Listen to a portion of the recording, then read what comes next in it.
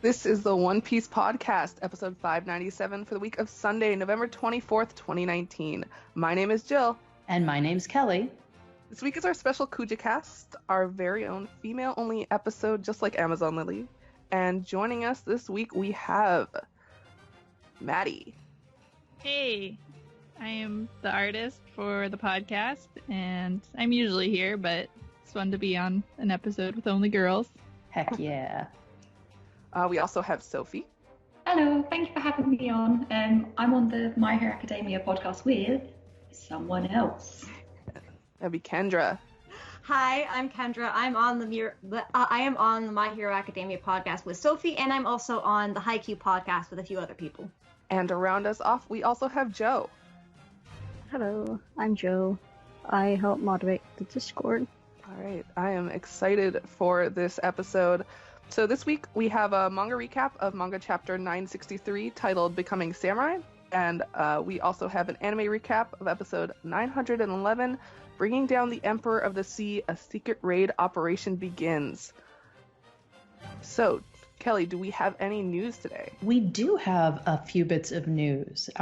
Firstly, on the merchandise front, the Mega Hobby Expo is going to take place again for the fall on November 30th. And this whole year has been the Portrait of Pirates 15th anniversary. So that's why you've seen a lot of figure re-releases and a lot of focus on more large-scale Portrait of Pirates figures. And you may have seen on our Twitter a little bit earlier in the year from the Spring Mega Hobby Expo that they had announced a lot of new figures, in particular the sort of like throwback versions like Miss All Sunday, as well as some of the older like Marco figures and different things like that.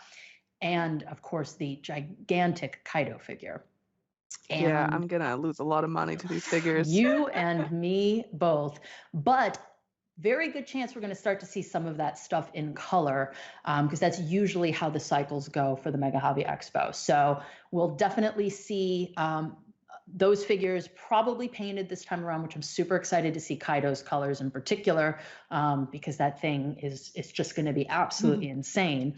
And another thing that's going to be pretty neat for the Fall Mega Hobby Expo is that they're going to have a one-to-one scale Luffy, Snake Man Luffy, Gear Forth monstrosity with all of the special effects and the smoke on display at this one. So it's going to be pretty darn cool. And that's going to actually be in Akihabara. So if anyone's going to Japan during that week, it's free to get in, and it's going to be a ton of amazing toys. Silly question. Does 1-to-1 mean it's Luffy sized? I think in this particular case, it's Luffy size when he's gigantic. So. Oh my God. Yeah. What the hell? You know what I honestly think it might be? If any of you have ever seen that big inflatable that's sometimes at the jump shop. Yes. I think it might be that, but I'm looking at the little advert for it right now, and the stick figure looks startled deliberately. So it's got some like little startling lines on it. So who knows how big this bad boy is actually going to be. I think, it says 2 meters and 2 meters. So can anyone who's not on our awful, like 6 feet. 6 feet, about. right? Yeah. I'm going to say we don't do the measurements the right way here in the U.S. So I was waiting for someone else to jump in. But yeah, so it's going to be pretty big. So I'm definitely looking forward to seeing some photographs of that when it comes up. I think it's 6'5". 6'5". Okay. Okay. So that's not too bad. But then I don't know why this stick figure is so startled, darn it. And in other news, this I'm super excited about. The One Piece Thousand Sunny cruise is coming back starting on November 30th. So if you haven't seen this, it's a replica of the ship, and you can go on it and take a little cruise, and there's an associated gift shop and a little restaurant and some photo ops. And I am hoping that this is going to be around for a little while because I really have always wanted to go on this. I just need them to, come across the the ocean and just pick me up. We'll just I'll be hijack right the there. ship and come get you, Jill. Come across the Pacific. I'll be there. Well, you know what they say. We are on the cruise. That is true, we Yeah, are. That's what I say when I hijack the ship and immediately get arrested. But I'm selfishly hoping it's at least around till March, because that's the only time I'll be able to go to the area where this cruise is. So I'm really, really hoping I can go on it, because I missed it the last time and it's always been on my list. So I'm super happy that it's come back again. All right. Does anyone have anything else they want to mention before we get to the manga recap? No? All right. Nope. Then we're ready. Let's do it.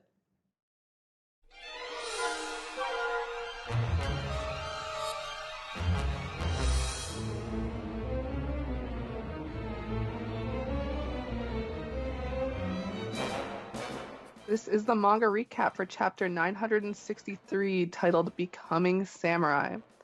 And our title page today, we continue with Gang Beige's Oh My Family, Volume 13, The Germ Pirates Attack Countries Without a King. This is certainly a page that I did not see coming. I have absolutely no idea who these people are. Except that one chick looks like a combination, like an unholy combination of Manchuri and Conus. Think that- mantis. Or a mantis. There we go. I guess that Yeah. makes sense. Well, I think all of us at first we read it as Germa pirates. So, Yes. Germ double Yeah. dicks. It took like a reread for me to realize that. I was like, okay, this is a weird branch of Germa. I would like to point out the guy on the right is straight up wearing a replica of Brooke's suit in Whole Cake Island, complete with a skull on top of his head. I don't know if that's a reference. I don't know if that's on purpose, but it like freaked me out when I first saw it. He's And, like, definitely a Soul fan. King fan for sure. And the captain is like a reskin of Buggy. Yes. Like the feet. budget buggy. Yes, and the girl The fake in buggy pirates. Yes. They're the imposters. The Straw Hat's got fakes now. Buggy has fakes. Yeah. But the girl, her curls look like nipples. They're in a very bad spot. They really, really are. And first I was like, is that the weird Germa, like, poison pink swirl thing? What the heck is going on there? And I was like, oh, that's her hair. And whatever the heck is written on her arm, which I only can see K and I. Ooh. Maybe it's king because it's countries without a king. It's That's very true, odd yeah. what's going on here. I mean, Dressrosa, as far as we know, still has a king. So, He's gone though, right? That's right. oh, you're Has right. he come back from the reverie yet? Hmm. And it's Wow. confusing. The guy's wearing a sunflower, and then his hat has like wings, like it's a skull with wings. So I'm like, Or is she? snot. Or snot? It's the Yeah, germ I think pirate. he has like Oh. poison, like germs flying out of his face. So does that mean the thing that's on his shirt is actually like a microbe? Like, remember those little germ plushes that used to be around? And you have could buy like a teddy bear of syphilis or whatever. Yeah, I have gonorrhea. Excellent. I'm going to assume you mean plush by that. Oh, Yes, oh let's go no. with that. Oh, and that's how we got these scars. I can't do a Joker impression. Now there's a new version of the Joker that needs to be included. So, I don't really know how this is gonna. I mean, obviously, we just left. I can't remember her name. I just think of her as Queen Orca Vakuzuk. So we've just left her, and Vito ran away from that. So it'll be interesting seeing how this, combines with our current story. Yeah, it's a little non sequitur. I'm kind of like, okay, we're going to tie this together somehow, but I just don't know how yet. I hope the guy at the back has like a dinosaur, like devil fruit.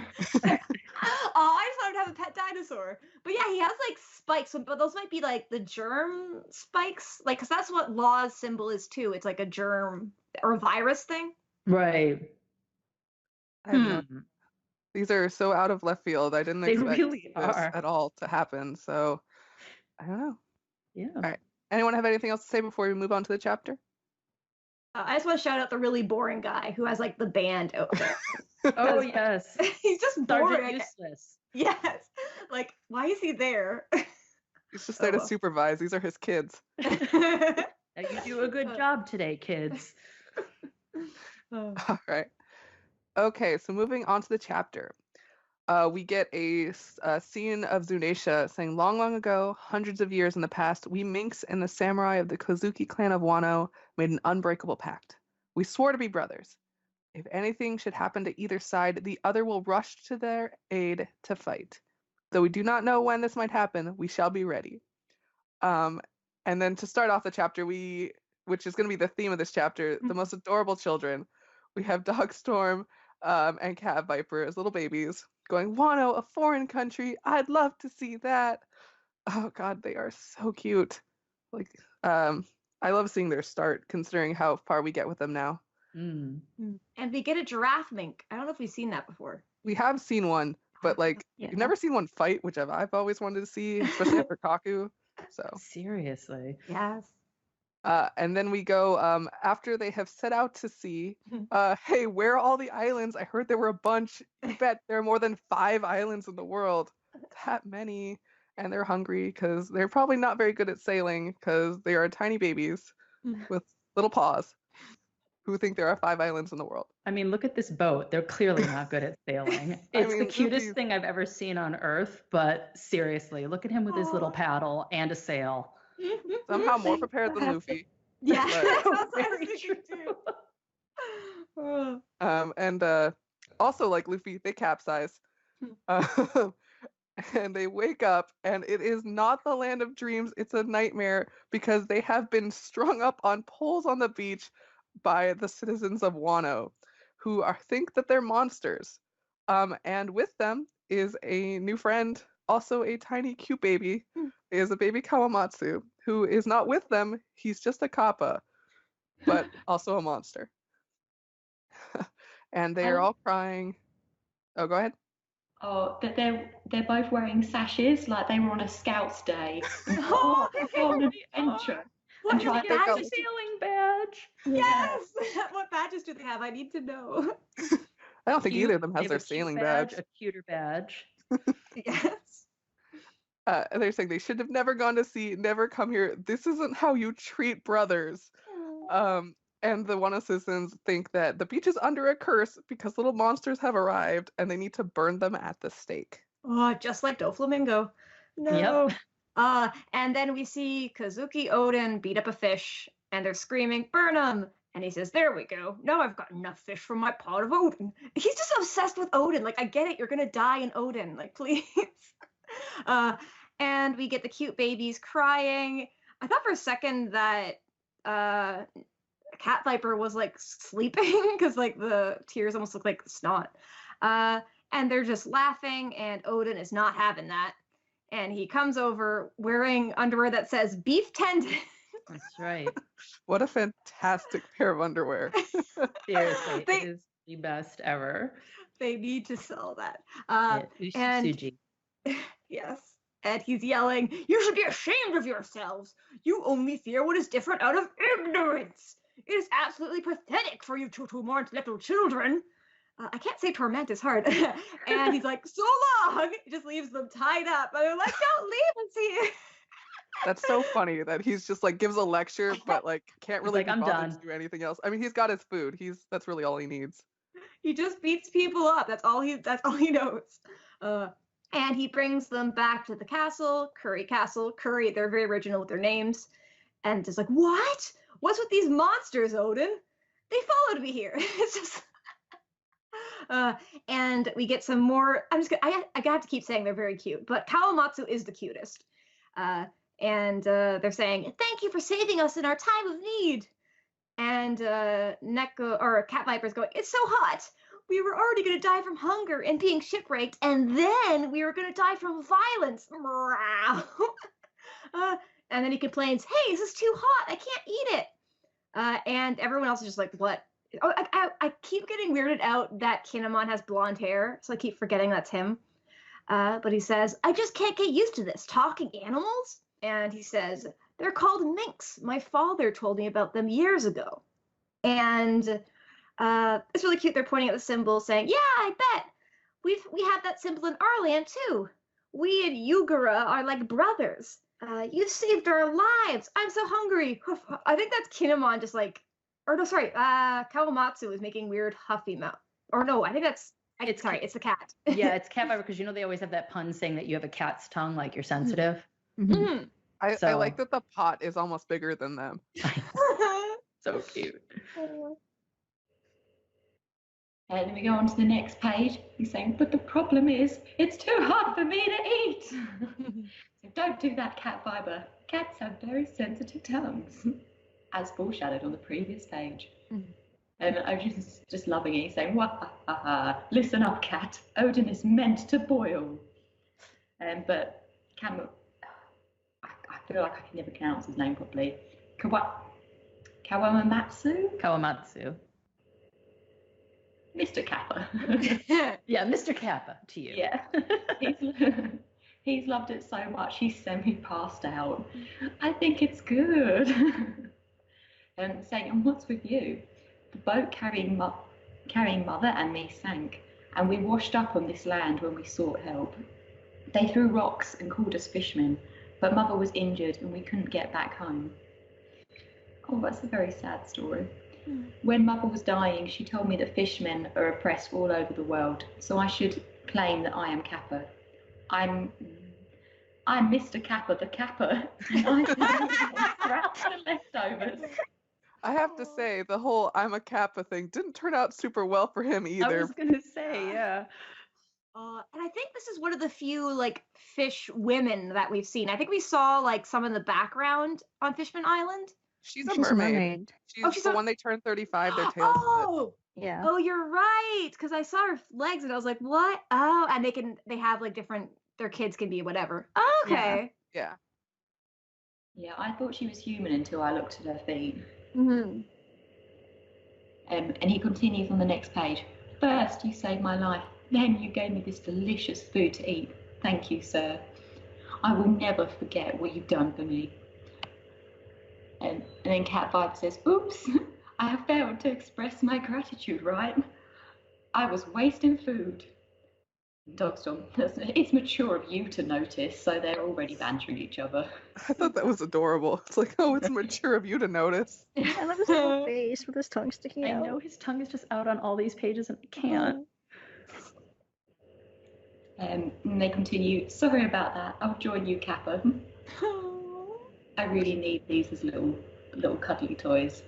Yeah, they're gonna do that before. Oh, and Kawamatsu looks like something from like Hello Kitty, like all of her little different animal friends. The Sanrio characters. Yeah, sorry. They really do, yeah. And Cat Viper's got such a short memory because he goes straight back to eating that food. This is cat. Why, it's still too hot. This cat is so funny. And then Odin carries on, there must be many more, even stranger animals out there in the world. After meeting you, I'm looking forward to going out to sea more than ever before. Be well, you three. And they all look so happy with that. And like always, every time Odin tries to peace out, they're like, let us stay here, Gwah! And they just leap on him. Were you even listening to us? We don't have anywhere else to go. And so Odin continues to collect members of his little ragtag group, and now there are more. I guess it's just in your nature to attract others, but more importantly, we've got a money problem. You lent Orochi our money again, didn't you? Why would you help him? He might be on his own now, but he was still one of Yasu's men. I can't just abandon him. God, I just can't stand. I mean, obviously, Orochi's a bad dude, but my God. Every second. I can't, like, how? I just can't deal with it. Seriously, now he's like lending money and causing these cuties to not have food. I can't take it. Did he like lie and say that he got fired or something? Like, I don't get why he's not with Yasui anymore. No, he's still one of Yasui's men. I think he's just, I don't know, he's like, I'm broke. He's just scamming everybody at this point. Yeah. And then we see some ninja training going on. Sneaking, slinking, skulking. These are the fundamentals. Here we go. Who cares about Yasui? And looking over to Hakumai, we see, why did you try to steal all the money? Because Odin is hard up for gold. If you're going to kill us, Hedgehog, then get it over with. Oh, Odin, where do you find these people? You can have all of the money you tried to steal from us. And we get this amazing facial expressions page of everyone just going, what? It's great. Every single one of them has such a good expression. So good. Lord Yasui, these are Hakumai's friends. And There, take this as well. Use it. More money? What kind of a trap are you setting? To which he says, do you love Odin? And then we cut to a great shot of all the samurai lined up, and says, then use these coins to clean yourself up. And we have Dog Storm laughing. Ah, ha, ha, you look all wrong. What a little brat. He's such a brat. I don't know if he's talking to all of them because they're trying to look so like. Oh, he might just be talking to Cat Viper. Is it just Cat Viper? Okay. Oh yeah, because Cat Viper is just like his little sad face. And once again, his tongue is out. Oh my god. And so they're going through kind of like a little montage of their like samurai training, and it's practice manners, and we have little Okiku going this one with a little heart by it, and Kinemon's like, no, not like that, you gotta say it from the gut. And buy books, learn things. If he has ruffians like you for vassals, Odin will only embarrass himself. And then we have a scene of them at a meal together, and they're all speaking very formally. For thee, I doth wish a most pleasant day to thee, Lord Odin. I declare this tofu fritter to be simply exquisite. And Odin's just freaked out, like, what has gotten into you people lately? You're creeping me out. And then we're back to Yasue talking. One day he will be shogun of Wano.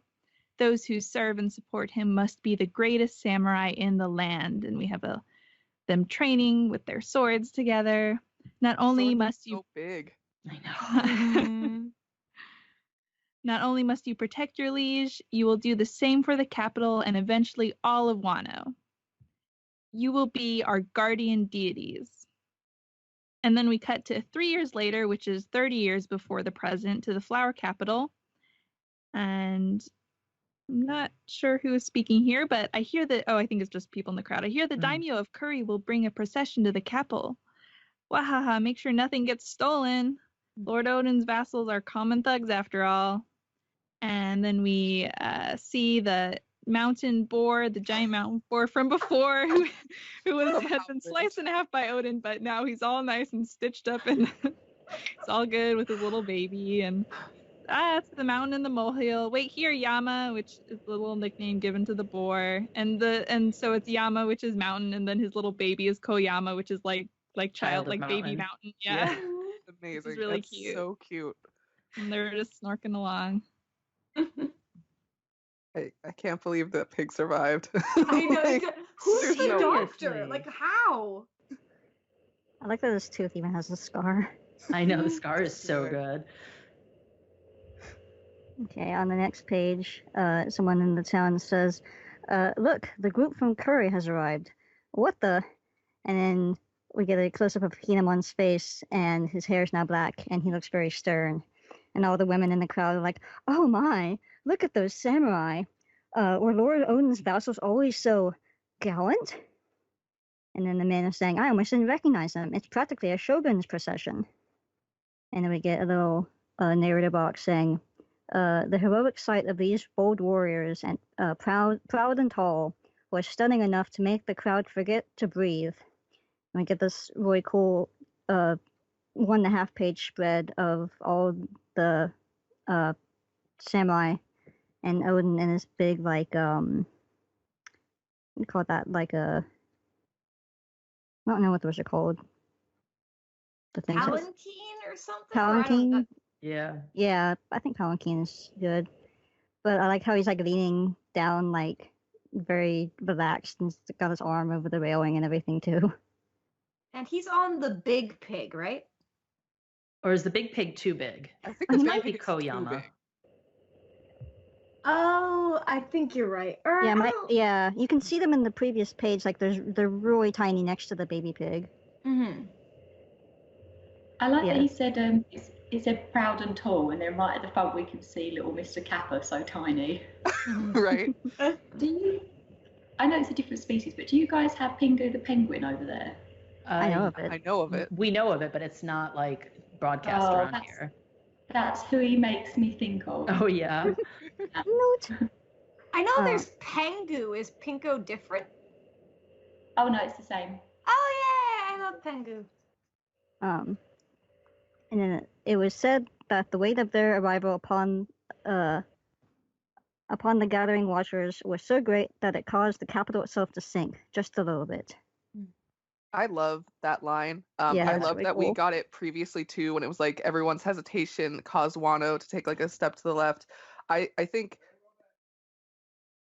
that either it's gonna be called back at the end of the flashback when it's gonna be like the lie is that Odin betrayed Wano, so maybe it'll be like, oh, and like Wano like collapsed a little bit because of that, or it's gonna be at the end with Luffy, and there's Right. gonna be another line about how like Wano shifted again. I Some think sort of there'll be collective some kind sigh of call of out. It'll be relief. great. Yeah, some that'd be sort of cool. like lessening or relief or something causing it to shift again. Hmm. Yeah, absolutely. And then we see the flower capital building, and Odin says, "Yo, father!" And I assume his dad says, "Odin, you've become a great man, my son. We're all stunned at the turnaround." And Odin says, "I've only been made great. I haven't changed a bit." And Sukiyaki says, "Oh no, that's still his dad. My Odin thanking others." And Odin gets mad. "You don't have to be frightened." um, Odin visited the capital, hearing his father was ill, but seeing Sukiyaki invigorated was a relief. However, this would be the last day they ever exchanged words. And here we see Orochi kind of like eavesdropping in the corner of the room, looking like a little twit. I hate him so much. I know. It's like, oh, he's like wringing his hand, so it's like he's poisoning him or Oh, something. absolutely. Oh, probably, yeah, definitely. It's like a little bit of poison in the tea each day, Mm-hmm. slowly kill him over time. Oh, Nick? and then it's me again. All right, and then we go back to later that year in Itachi Port, Curry. We get the Whitebeard pirates, which is fantastic. Oh, look at them, so young and carefree. Their ship has run aground. The poor Moby Dick, still alive, still smiling. So sad to see a beached whale. Oh. There we go. Oh. They went up the falls, and then I guess they're confused. I don't think they knew about Wano because they don't know why there's sea and land all the way up here. I guess they just went up the falls because why not? That's what pirates do. And it looks like people live here, but it's going to take us a week for repairs. So they got to get some supplies, and they need to go check out everything that's on the island. And so we get this spread of Big Pops himself, Whitebeard, still with his luxurious blonde mane, which he's got a white beard but blonde hair. We don't know why. Maybe it's blonde beard here too. Oh wait, no, we've seen it before. It's just white. So Edward Newgate, and then we get some younger members of his crew. Baby boy Marco, little chick over here, who looks, I think who Alex said he looked like Butters. Yeah. Steve. I'll Steve's never the see nerd. anything else now. Yeah. Volunteering to go search out, but Whitey Bay, who is still part of the crew apparently here, even though she's just an ally later, says, no, you're still a deckhand. So Marco was not always first mate. Apparently he was just a baby too. And Jill, I know you and I both thought the same thing and thought he was sitting on Whitebeard's shoulder like a parrot at one point.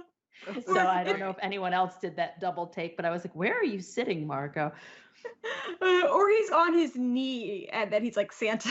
Oh. He might be on. Okay, no, He's not.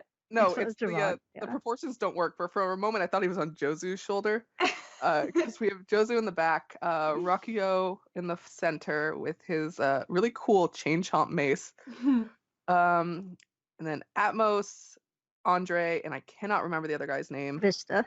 Vista.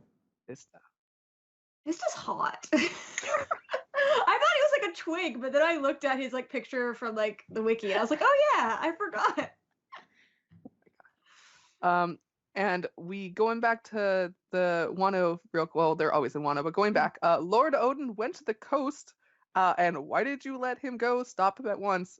How would you ever stop this man? I don't think anyone has stopped Odin in his entire life, so that's just pointless. But there are rumors about a pirate ship at Itachi Port, different from the usual, a big one. It looks mighty, they say. And that's not good. They're assuming that Odin went to drive them off, and they're hoping that's what he's doing. because they know Odin pretty well at this point, and they know he's not just gonna go with the normal reaction. And sensing someone, presumably with Hockey, Whitebeard says, "Stand back, all of you. Something's coming. Something's dangerous." And then comes charging in. He's like, "There! That must be the pirate ship! Well done! You made it past foul weather and raging falls! I've been waiting for you!" And he draws his sword, because that's how you greet people. That's right. So obviously, Whitebeard is like, "What is happening?" And he's like, "This isn't good." And they clash, and it looks like it might be Conqueror's Hockey, because there are like lines coming out, but it might just be drama. But there is like a kaboom, like a whoosh, and Odin is laughing like a madman, and people are getting like launched away. It could be Conqueror's Hockey, because that's usually the lightning that they've done recently after Dressrosa. Could also be Whitebeard's power. That's true. Oh, Yeah. I wonder like if Marco and like Whitebeard have their fruits yet. Probably. I feel like Whitebeard might, but I don't know. But Because he was on rock, so he probably had some kind of power to be on there. Marco accidentally eats the phoenix fruit on Wano. Yes. Yes. I can't This imagine. tastes disgusting. Oh, sorry, Sophie. I can't imagine Marco staying a deckhand very long after he got that amazing devil fruit. Bit of a I think it would be waste. even better if they made him stay a deckhand even longer. Like, come on, clean the deck, bird boy. Nice. Use your feathers as a feather duster. That's right. The ship isn't going to clean itself. And Odin continues his introduction. "My name is Kazuki Odin. I do not know who you are. But I ask you, let me ride on your ship." And now it's Whitebeard's turn to make the horrified face that Odin makes when people say that they love him. Because he's just like, "What?" Because, that's the way you ask for a favor. You immediately attack. You clearly have to prove yourself to just get on this dude's ship. All right. Oh, and he has his two swords now. I don't think he had that with the boar, did he? I think he did. Because I didn't think he he call it did. like some Okay. two-sword something attack? Yeah. If I remember correctly. Mm-hmm. I was too focused on being grossed out the way the boar was being cut. So It clearly didn't matter. It was fine. Because Yeah, that's how medicine works in One Piece. well, it's amazing that it's stitches instead of the usual bandages. I'm surprised we just didn't see bandages on the darn thing. Well, it's I 3 thought years for some- later, so That's true. I thought they just like stuffed it at first, and I was like, that's kind of horrifying. Honestly, I was thinking he was going to eat it. yeah. That's a big pot of Odin you could make with a boar that big. So that's where I thought he was going to go. All right. Let's go through our thoughts. On the chapter. Maddie, what do you think? It was a great chapter. I am enjoying Odin's flashback so much.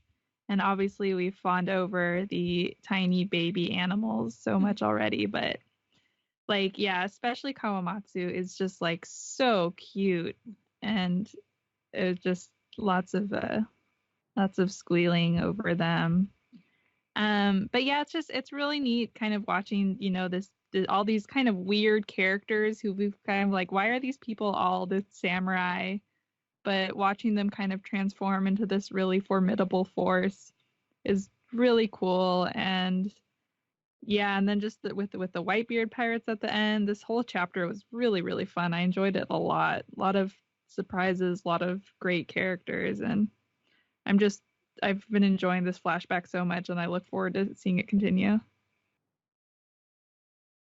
All right. Joe, any thoughts? Yeah, I also really like this chapter. I like seeing stuff that happens like in the past and trying to connect it to like stuff we've seen before. Like during the manga recap, I was trying to think, like, we had a flashback back in Marineford where Roger and Whitebeard are clearly on Wano, and I was trying to think when that could be, and I was thinking it might be like when they bring Odin back, like after he goes on Roger's ship. I didn't even think about that. I totally forgot about that. Yeah, That's a good point. I also thought it was cool, like when they had the scene where they steal the gold from Yasuie, and it's something we'd seen before. And I remember that a lot of people thought that Izo was Okiku, because they were the only like genderqueer looking character in the chapter. But now we know it's Izo, and it's like, oh, that's kind of cool. It's like we got to see Izo before we even knew it was Izo. All right, Kendra, how about you? What I really like is that it kind of reestablished that Wano and Zoe have had that connection for a while. Because at first I was like, oh no, is this how it's established? That's a little disappointing. But that was cool. I loved the cuteness of them. I think I had something else, but I guess I have kind of prediction that maybe I really want there to be a Davy back fight again. So I'm hoping that maybe he'll go with the Whitebeard Pirates and Roger takes him with a Davy back fight. And I definitely liked this chapter a lot better than the others because it's nice that it kind of repeats with the boar. It like actually lets us stay and focus on just one spot instead of like cutting in between. And I really want Odin to speak to a woman, an adult woman who's not Ukiku, so that and like not baby Shinobu, because like the kidnapping thing was a little weird. So now I'm just like, I don't want the first woman he talks to be Toki, because I that probably me hoping a little bit too much. Like probably, or actually I guess I'll have to talk to Whitey Bay. So I don't know, but I just want I want to know more about Odin, and I want like a bit of explanation, because I feel like it's not going to go back to the harem wars at all. Like that was just a throwaway joke that wasn't that good. So I hope that Oda maybe pays off, and I guess I am a little disappointed that we didn't get a bit more explanation for Kiku and her brother, or what's his name again? Izo. Izo, because I guess like people are like, oh, they're both cross dressers, and it's like, no. So I'm kind of waiting for Oda to maybe. I know it's like you can infer what's happening, but some other fans are like being really rude about Ukiku. So I'm hoping maybe that Oda will make it clear. I don't read comments. Yeah, Okiku's definitely trans. I think Izo just dresses feminine. Especially because Whitebeard has straight up said that he doesn't have women that fight on his crew. Although we have Whitey Bay in the prequel, but I assume later. But I don't know why that changed, but I would assume it'd be something like Izo is still male. So I think Oda said that like during Marineford, like in an SBS, that like Izo dresses that way, but still identifies as male. Yeah. Yeah. I think you're right. It'd be interesting if Kiku wanted to join her brother, but Whitebeard wouldn't let her fight, so she had to stay with the rest. Oh. And I was thinking that maybe he dressed up like that to remind himself of Okiku, who he thinks is dead, but he does have, like, he's wearing a bit of lipstick when they're walking along, I think. Or maybe that's just his mouth. But I don't know, I think it's... I was going to say, wasn't like his dad like a teacher of like a dance studio or something? Yeah, which is like how they would dress, so... All right, and Sophie, what do you think of the chapter? I really like it. This is my favourite chapter for ages. I don't mind that Whitebeard doesn't have women on his crew, because they were always thought to be bad luck. I wonder if he met Big Mom and she had an obsession with having loads of children back then, and he was like, I don't want any of this. Yeah, you know, it's Big Mom. They're on the same crew. Her just like, she's so strong, like all women are like that. So I don't want babies everywhere. Just have one of them. And what, Buckin was also on the crew? So, I mean, between Big Mom and Buckin, I could see totally swearing off women. But I really like this chapter. I liked seeing the shenanigans between Cat Viper and Dog Storm, especially considering we know what their relationship's like now. So they were even taking the mick out of each other then when they were so little. The little bits with Odin and his dad was cool. And then just seeing the Whitebeard Pirates when they were younger was so great. I really liked this chapter. All right. Kelly, how about you? So far, the whole Odin flashback thing has been just absolutely amazing. It's. I know you and I were talking a little bit about this earlier, Jill, how it's like a Paul Bunyan or like a Tall Tale, and it's funny because like I hear like old timey like banjo-y music in the background and like some narrative and like, well, this is the day that Odin decided to do da-da-da-da. And I'm just like, oh, give me more of this. I absolutely love it. But I think my favorite part of this is watching all of his followers start to want to improve themselves. So their little like Eliza Doolittle montage. that they had, where they're learning about different etiquette and they're trying to do all these things because they've met a leader that has motivated them to be better and to be more cultured and to be more refined. And I really enjoyed kind of just watching how he continues to like inspire his followers to be better. And of course, every moment that these precious little animal babies are on the screen is just wonderful. And in particular, I really enjoyed a couple of the spreads with everyone kind of, in their samurai finery at the end when they're making their procession in the town. I just thought that was absolutely, absolutely gorgeous. So there were a couple, really great panels in here that I really enjoyed. But looking forward to seeing this interaction with Whitebeard and how this is going to go, because this is one hell of a way to end the chapter with this little confrontation. Yeah, I agree. My favorite part was definitely seeing them all come together to improve themselves, especially because the line that inspired it was Yasue going like, "Do you love Odin?" So they're improving themselves to make sure that he looks good, that he is presented to the world that they know that he is, because his reputation is not the best, as we all know, despite his many feats. Um, every like spread we got of the procession, when their new outfits were shown, of the Whitebeard pirates, they're all great looking. I just love seeing the touches that Oda's been putting on in their outfits as we progress through the flashback, getting better with swords, Kinemon changing his hair. I like seeing them turn into the characters that we know now, and clearly that's just going to continue. But we keep getting these glimpses, and I think that's always the most fun of flashbacks, seeing how it slowly becomes what we have current, and seeing how how the ramifications happen. Every little bit we get of Orochi just makes me want to wring his little neck.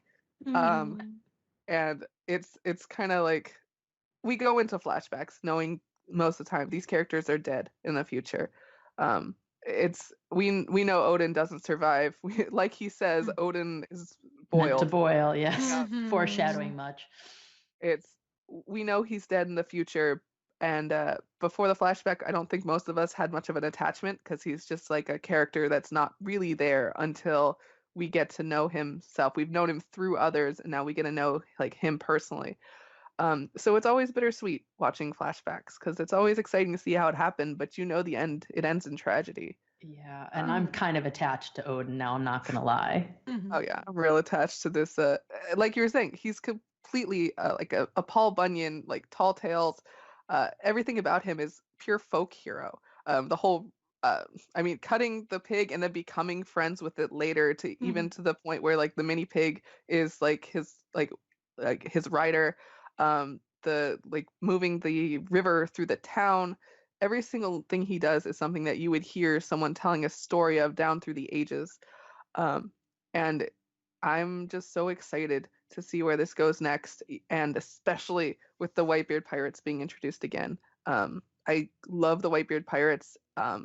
Pops was taken from us too soon at the young age of 70 something. So any more bits we get of him in canon is great. I could be very happy staying on this flashback for a while longer. As much as I'm ready to get back into the battle and to the eventual, maybe all the Straw Hats in the same place at the same time, but I could definitely have more of these Odin chapters and be very content. Yeah, I thought I was gonna be impatient, especially because like we still don't have that one scene of all the Straw Hats together again, and I really want to get to that. But this flashback is so good so far, and the characters are so alike to the Straw Hats, because Odin is very much like Luffy with his charisma, that I'm not really missing them as much right now, because I'm enjoying what we have. So anyone else want to mention anything before we go into the piece together? I was trying to think at first, because I got spoiled that the Whitebeard pirates were there, so I was like, oh, what if like Blackbeard's there, but he would be like 7, so no, because it's like 33 years. But I'm excited. I wonder if maybe we'll see a few more of the Whitebeard pirates. Like, I wonder if we'll get more of Thatch finally. If we get Thatch, I'll be so happy. Watch, this is what drops him from the popularity poll. He'll finally have like a chance to have his character fleshed out, and he'll never be in the top of the popularity poll again. They'll be like, ooh. They'll be like, Maybe oh my not. God, he was that kind of guy. I kind of want him to be on, and I want him to be a total dick. I wonder how old he was. Do we know? I assume like around the same age as I guess Ace and Marco See, had a pretty big I gap. would say that, but Odin's like 20. So like, Yeah. I don't know ages in One Piece. I don't know ages in real life either, and this is not gonna work. Oh, it doesn't say his age. Maybe it'll be Baby Thatch, and we just hate him. I'm so down to hate Baby Thatch, you guys. Oh my God. All right. All right, everyone good to move on a piece together? Mhm. All right, let's go.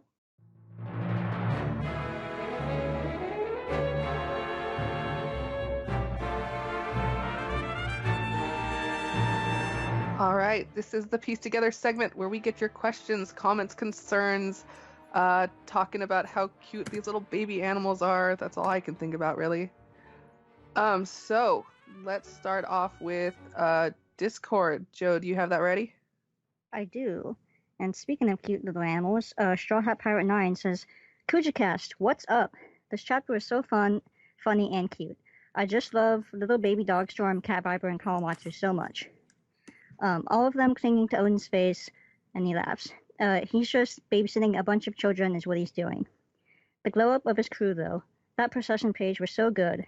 And right after that young Whitebeard and baby Marco, too. Oda really spoiled us with the youngins this one. I agree. I did like their glow-ups, basically, but they're still adorable little children. It was kind of funny, though, that, what's the demon boy's name again? What The demon big- boy? His name is Ashra Doji. Asher does. He- Oh, okay. We don't get to see his outfit. We just see his big head. And same for oh my God, Painter Man. I'm bad with names. Conjuro. Conjuro. Conjuro. We also Oh. don't get to see him. We don't want to see Conjuro's outfit. I mean, my God, the guy can't draw and is definitely colorblind. So Good. I like that Joe's kind of like the aunt where like she sees her nephews after a bunch of years and she's like, oh, look how much you've grown, and pinches their cheeks. Yes. I guess like maybe kind of having people younger than him has helped Odin mature a lot because he kind of has to be the dad of the group, which he Yeah. is not used to at all. yeah, he was pretty much on his own before this. So And he tried to definitely stay on his own, but they weren't having it. didn't work that way. They refused his refusal. Also, I was curious, like I looked it up and you can see Conjuro's outfit. It's on page 10. Oh, He's when next they're to- reading? No, No. like they're just standing there with their new outfits. He's next to Kinemon. You still can't see Ashura Joji though. That dude is just No, you covered. can't see Ashura Doji. Yeah, yeah. All right. Was that the only one on Discord? Yep, that's it. Okay, then going to Reddit. Hey there, OPP. Awesome. Oh, sorry. This is from Pink Chorizo. Hey there, OPP. Awesome chapter and amazing flashback so far. It feels like my heart with it feels like my heart with joy to see Dogstorm and Cat Viper being kids. Speaking of which, with so much hype for Pokemon right now, how come no one came up with an Oda and Game Freak collab for Pokeminx? Keep up the good work. I mean, if that was ever a real collaboration, man, I would have no money at all. Seriously. I'd have to make extra jobs. I choose you, Kawamatsu. He's my starter. I'll be honest, Yeah. I would hunt for a shiny Peppo. Yeah, choose your starter between Dogstorm, Cat Viper, and Kawamatsu. Oh, that's hard. Oh. Is I'm there an trying to option for think. Mystery Giraffe? I'm a cat person. Yeah, I'm a cat person. Okay, so Kawamatsu's a water type. What other type? What would Nekoma or Cat Viper and Dogstorm be? Cat Viper would be fire and Dogstorm would be grass, because why not? Yes. Yeah, I guess we kind of talked about this last week because they are minks, so they have like the lightning Right. power. Yeah, that's But true. it wouldn't really work if they're both electric. So Yeah. All right. Next, from Falcon Gales. To the ladies of the Kujacast, what did you think of the openings tournament on Twitter? Were there any matchups that surprised you or an opening you were upset when it lost?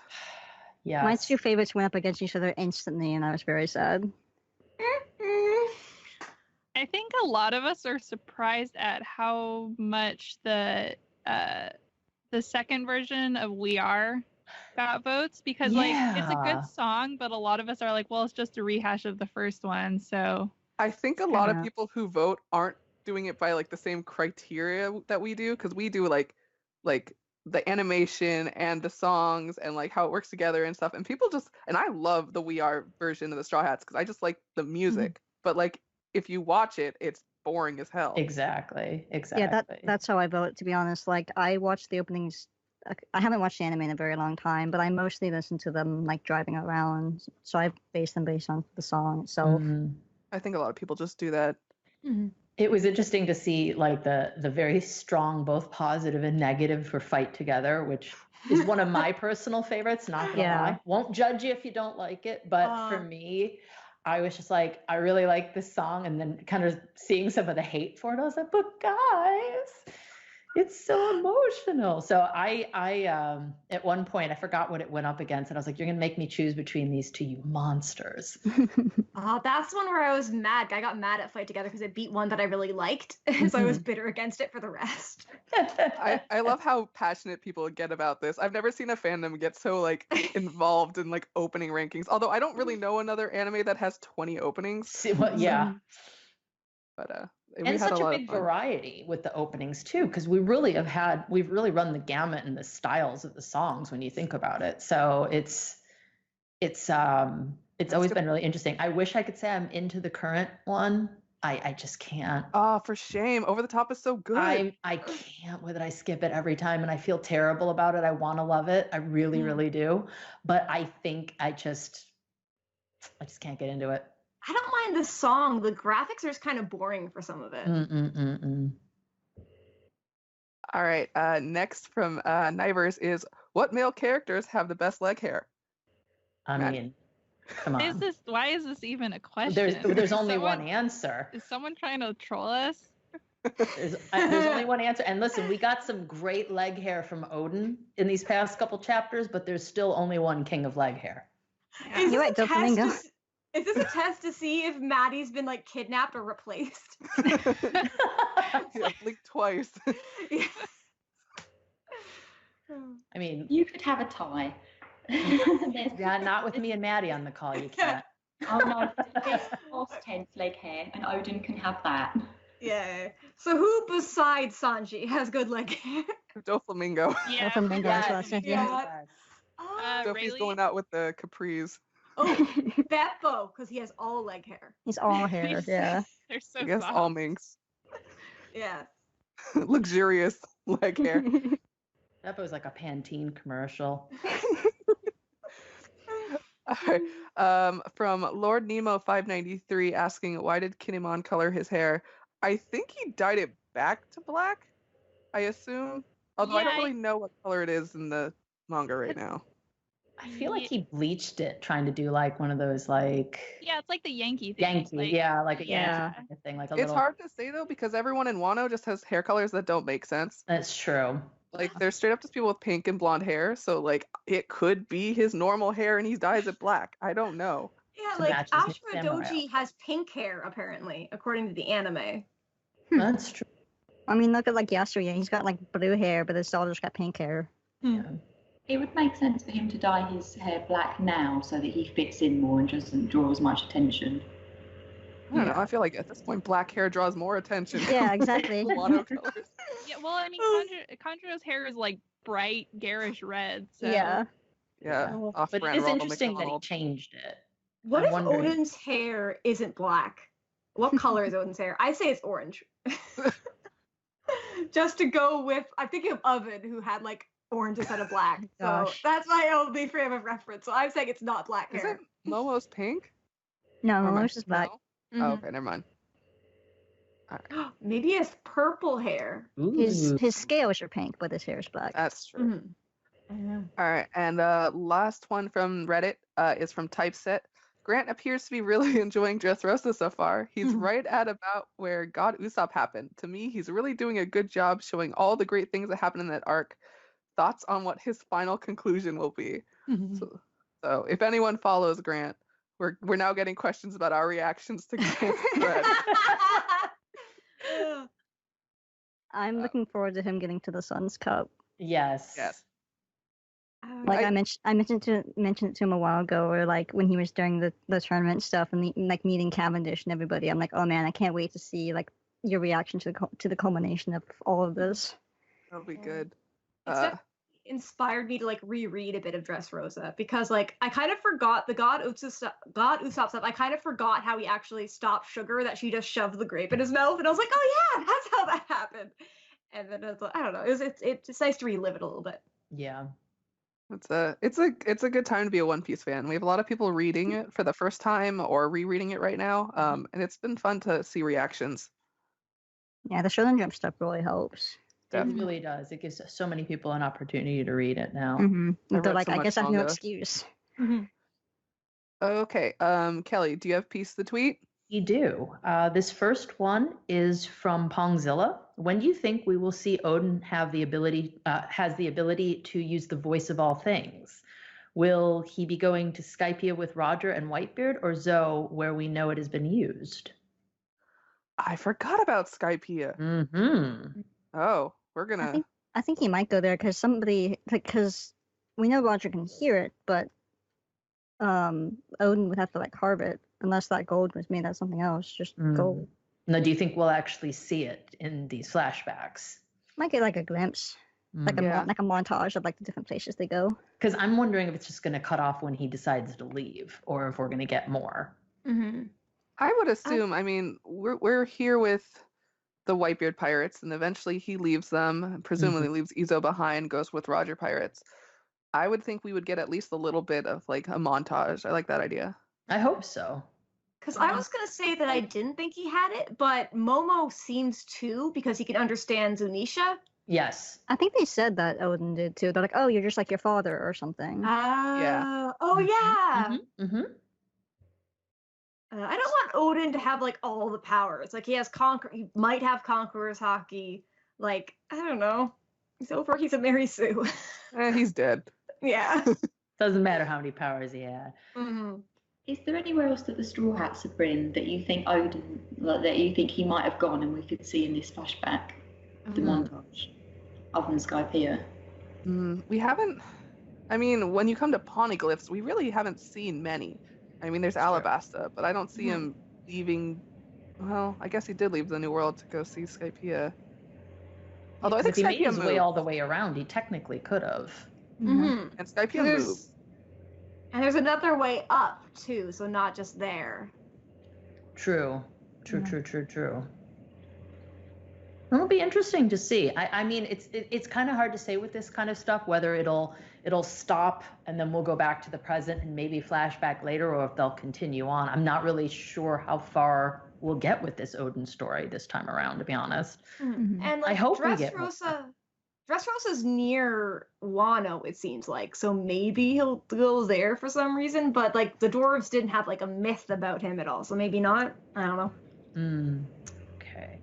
And this next one is from Usopp the Great. Toki was the first indication that devil fruits had been around for a long time. I am curious if they'll be shown to have a natural origin, or if there's something special about what brought them about. Yeah. It's always interesting. We just don't know pretty much anything. Like, I'm sure we'll find out, especially as we get more into the end game of the series. But like, for something that's been around for pretty much literally the entire series, we just don't know shit. It's true. We don't even know like how many there are even. It's so true. like, if they're a weapon that was made, they made a whole bunch. And we don't know how many pages that devil fruit encyclopedia that Sanji had growing up. Oh yeah. We know that there's at least a list of known ones out there, but we have no idea how many. If they sold that merch, I would buy it. Oh my god, I would buy that in a minute. There's got to be so many, like thousands of them, I would think, for them to come up with Sue's devil fruit. You know, what is it? She puts people out to air to dry. That's true. It's so weird. There must we be got the jacket fruit. Yeah, there's got to be a million if we're getting stuff like the jacket fruit or whatever that other one was. There's got to be some that are so useless that people straight up just don't want to admit they have them. Like, Shame devil fruits. Yeah. It's like, why aren't you swimming, Billy? Oh, I just don't like the water. I hope they don't notice my devil fruit. Well, it's like didn't like Brooks' crew make fun of him? It's like, oh, what a useful fruit you got there, buddy. You can't swim, and then he died, and he came back, and he's like, look who's laughing now. Exactly. I'm just kidding. But I feel like it can't be. It's like there can't be like devil fruit trees or something, because like the way they even like get past, like they like magically merge to the next fruit. So maybe there is a devil in it. That would be interesting if there was like somehow like a supernatural aspect to it. Yeah, They're eating another person or it's one of those things where I mean, this is a series where people have powers, but like it's never been stated that it's like a supernatural thing. Like we straight up don't have like ghosts roaming around. So it's like this, it is the most like out there thing in the series is that these fruits just give you powers and we don't know why. And the random fruits turn into them. So if there's an original tree, I think someone said the Adam tree maybe. Oh yeah. Or Elbaf, right? Yeah. Yeah. I think that was like the original like origin and like one of the oh gosh, I can't remember the term, but like the pre-One Piece ones. Like I think he mentioned that there was like a devil fruit tree in one of the original rough drafts. Was it in like one of the volumes, or was it in the 4Kids rap where there's like the gum tree or something? No, I think it was in like Kids one rap or something. is not something to be cited as canon in any way, shape, or form. Oh yes, my citation at the end: 4Kids Pirates rap 9-3.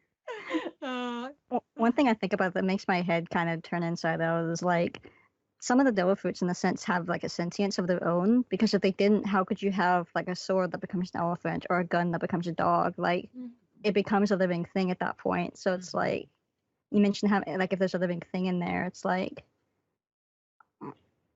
yeah. I wonder if we're going to find out that that's another race of beings at some point. And you've been eating them. One of the ancient weapons creates devil fruits or something. Never know. Or there's like a devil fruit that makes devil fruits. Because some of them, like mochi, is something that you make.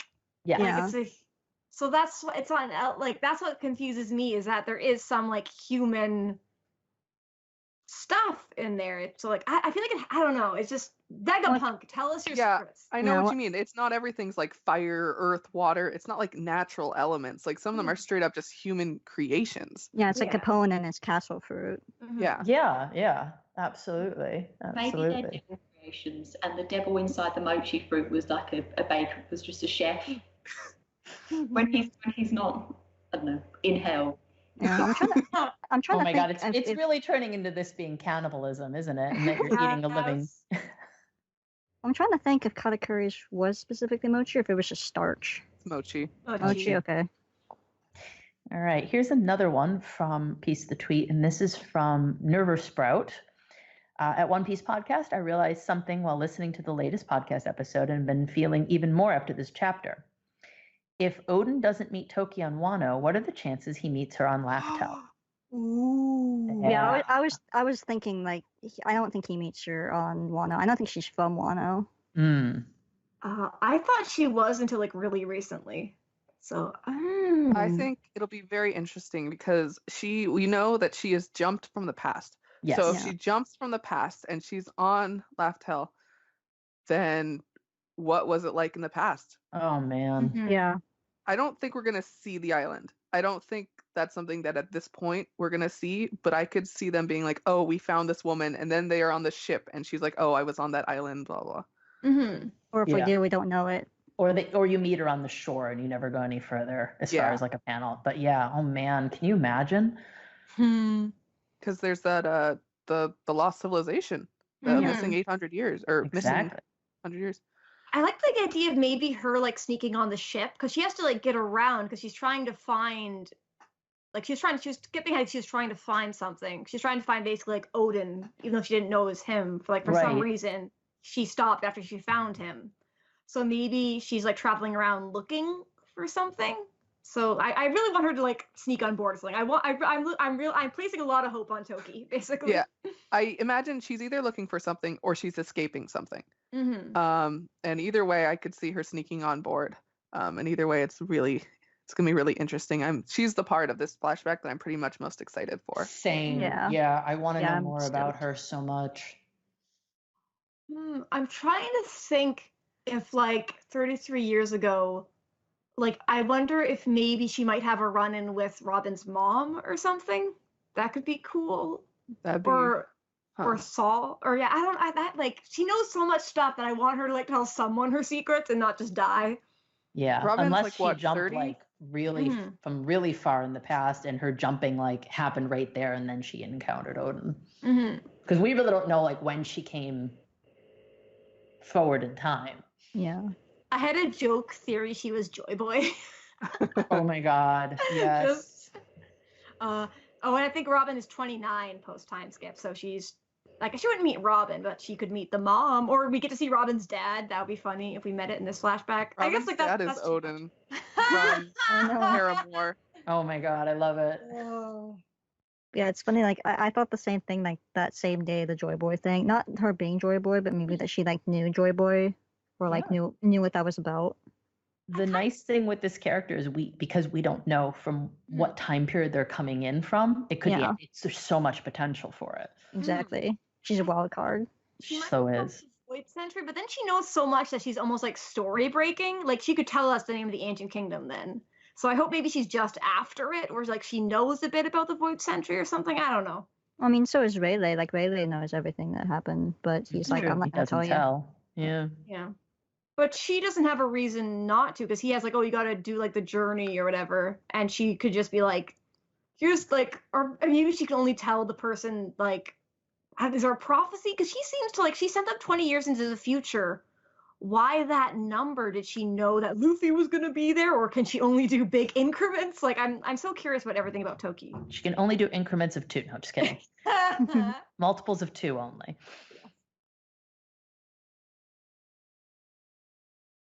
Okay, I think that's all we have for Piece the Tweet today. Oh, I think I had one that I sent in that they didn't answer. Oh, So go for it. so this was from last week. I was like, do you think Miss Golden Week with her paints or Perona's ghosts? Oh no, wait, no, it's not Miss Golden Week. God damn it, I did it again. Or no, I think no, Golden Week with her paints and Perona's ghosts could break the effects of a smile fruit. Oh, Hmm. it's hard to I feel say. I feel like they'd still be smiling. Like I think it would just be like when Yasuie died and they're crying but still laughing. I think because it's a physical thing. I Yeah. think it's like it's not like an emotion. As far as I can tell, it's not like an emotional, like, oh, you can't feel sadness anymore. It's that you physically can't not smile. Yeah, because it's like something in the bloodstream at that point in time. Yeah. But, Like something and you died, basically. Or you're poisoned in some way, shape, or form Mhm. permanently. Yeah. although I hope. Sorry, go ahead. I hope for the smile fruit, it's not just that like Law goes like shambles and then he just like takes the thing out of them, because I'll be like, really? I hope Chopper can cure it.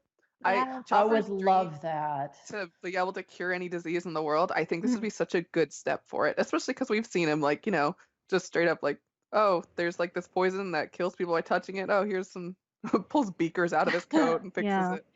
Not to Wow. mention his precious "don't look at me" style reaction when they praise him for doing it on such a large scale would be amazing.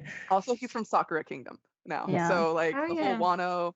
I would love to see Chopper actually see Sakura trees. Yes. Oh, that'd be great. Oh, Yeah. That reminds me, I really want Look to be here, because like he might have been in Wano. So I'm like, give me him in a flashback, Oh, yeah. please. Like, That's give me just his right. hat. I'm begging you. Just see him But in he the doesn't corner. seem like he's like, he didn't ever seem really like Wano it, like, but maybe he just visited there by chance or something. Yeah, I think he said- just said like he saw it. Mm-hmm. Yeah, he saw a Sakura tree and he was supposedly cured. I think that's what it was. Yes. Yeah. So I totally forgot that happened. That would be great. Yeah. Also, I wanted to mention like with the whole like coming up with a cure thing, they'd have to like either figure out how devil fruits work, or maybe look into like the SAD and like figure out how the smile fruits work. Like if they could reverse engineer an antidote through SAD somehow. And I want one of the Straw Hats to accidentally eat or like be forced to eat a smile fruit, because I think that would be sad. Oh, it was sad enough when it was killer. I know, but like Zorro, because he doesn't No. smile. Zoro smiling all the time would be horrific. I know. Or also You would have Luffy to would be also be horrific. Or sorry, Sophie. Or Brooke. No. But would they is it like eating 2 devil fruits? Would they just die? Oh. Yeah, because I mean, I think the only True. person who's been able to do that is Blackbeard. So Yeah. Although, has anyone tried? Is it just like a myth? Like, does anyone has Yeah. anyone even tested it? I want to see someone blow up. Because do you think Luffy will eat another fruit? No. No. I could see him trying and being like, "To hell with it, it's food." But I can see him doing it on accident.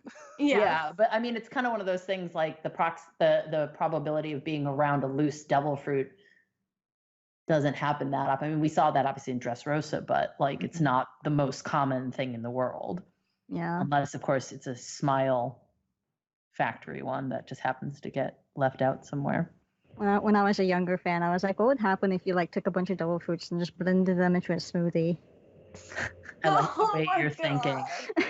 and Be the the worst answer is tasting probably smoothie in the nothing world. good. Yeah. What I if would you assume- ate one that made it so like a Logia, so then you wouldn't explode because like you could just like turn into like liquid or something, or like whatever your element to not die. It's like the old, what if we use all 3 stones on Eevee at the same time? Man, we just don't know anything about devil fruits, to be honest. Yeah. I just want it to be Brooke because he can't really smile as a skeleton, so it just wouldn't affect him as much. It'd be horrible. Mhm. Just like some horrible rictus for the rest of his life. Oh, poor Brooke. All right. Any more thoughts from anyone before we head into the anime recap?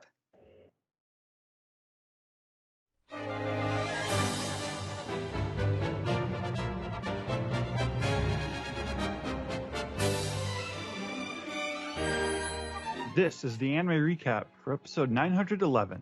Bringing down the Emperor of the Sea, the secret raid operation begins. I'm your host, Samantha, and today we have Jill, Minister of Chill.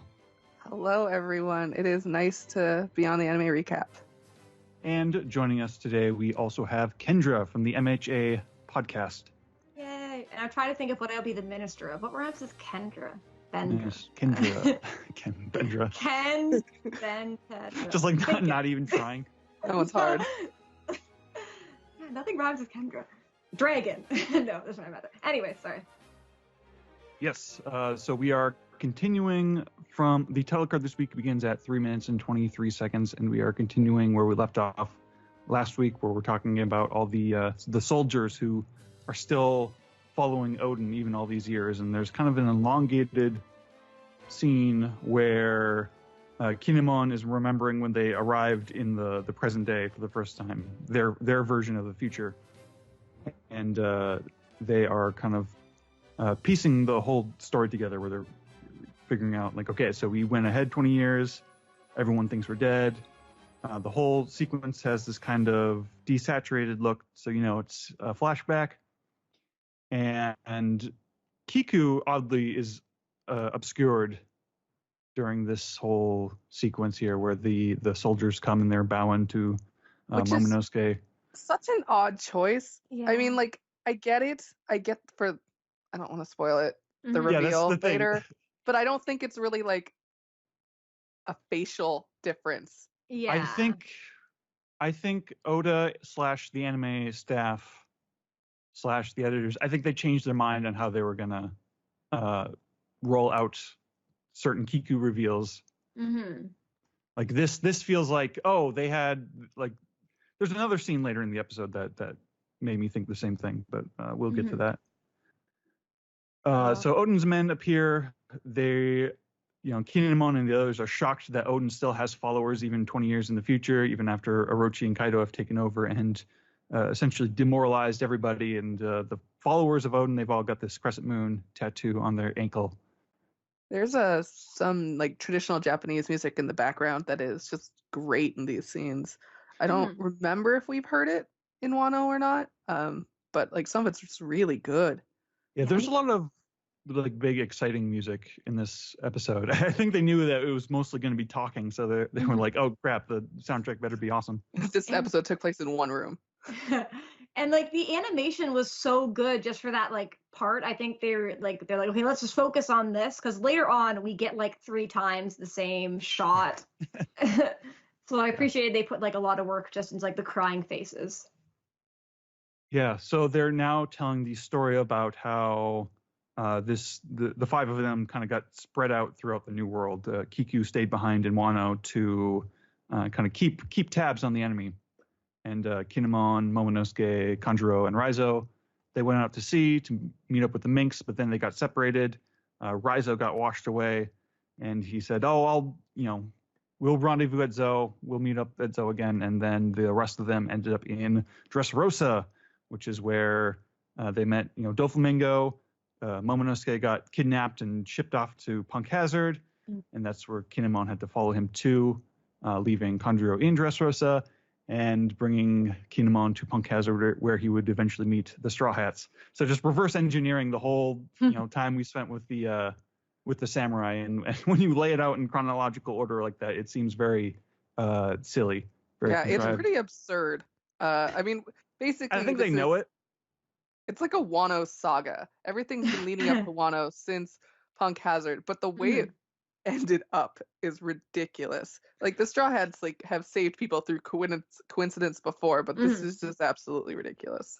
And like, how did Raizo get to Zo? Like they set sail without a log pose, I'm guessing. Maybe they did have it, but also they just left him, and then he's like, "Oh, I'm gonna magically go to Zo." Well, he was there. They got separated like near Zo. Zo was like hanging out in the background of the shot, and there's like a big storm happening. Okay. And I'm assuming someone would be like, "Oh, there's a ninja." Like Raizo is very distinctive. It's very hard to just think of him as anyone else. So they probably knew what he looked like, even if it was 20 years later.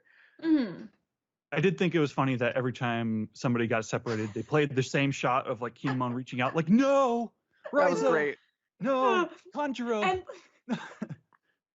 And he's live reacting it to the Straw Hats as well, like a Rakugo show, but it's not a comedy. And I was like, oh my god. Yeah, I like that people didn't react to it either. It was just Kinemon doing this really dramatic reenactment. Yeah, we get this great cut on Punk Hazard where they're animating Law cutting Kinemon up into pieces, which is a new piece of animation.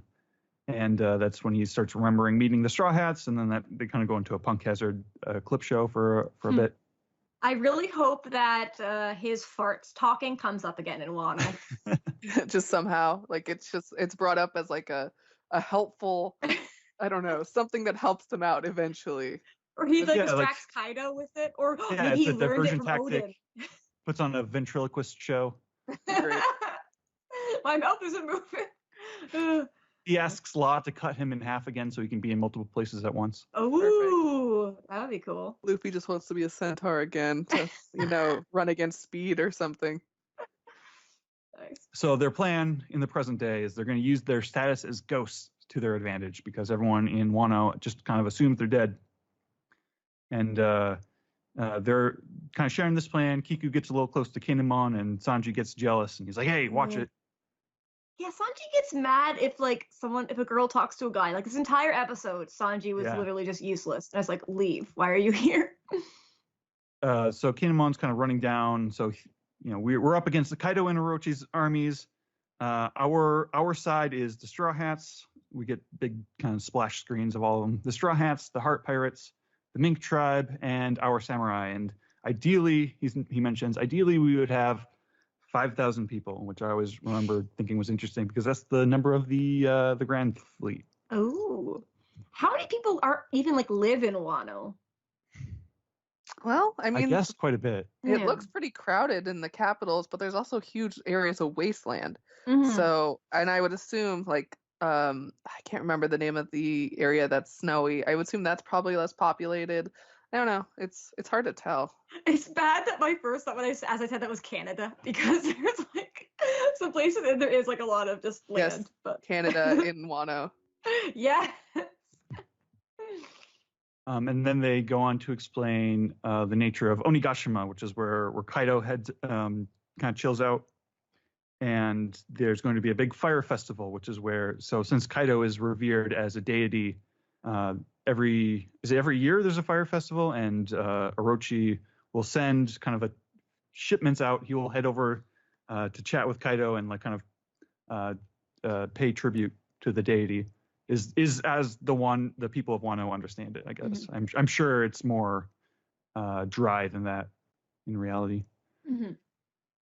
So then Kiku mentions having met Tsuru. This is the other Kiku scene that I thought was strange in retrospect, because Kiku has met Tsuru, and Tsuru did not recognize her. That was really weird. Yeah, that's where I think like maybe some plans had changed for the story. Yeah, it's just an odd thing because it's not like she hasn't seen her. But yeah. I have to say, Tsuru looks great for her age. I mean, thank God, or else her husband suddenly aging 20. She would be aging 20 years. Maybe Tsuru does recognize Okiku, and she's just kind of like letting Kiku think she's a great disguise. And I love that Kiku, she has Killua's voice actor, who is Mariah East. I'm not sure I'm probably not saying the first name right, but I just want her. She's like oh yeah, I just love that she's giving like subtle shade to Kinemon, and I want her to like just do like the bitch out at Sanji like Killua would, where he just like I don't know, gets mad at them or something for being stupid. I don't know.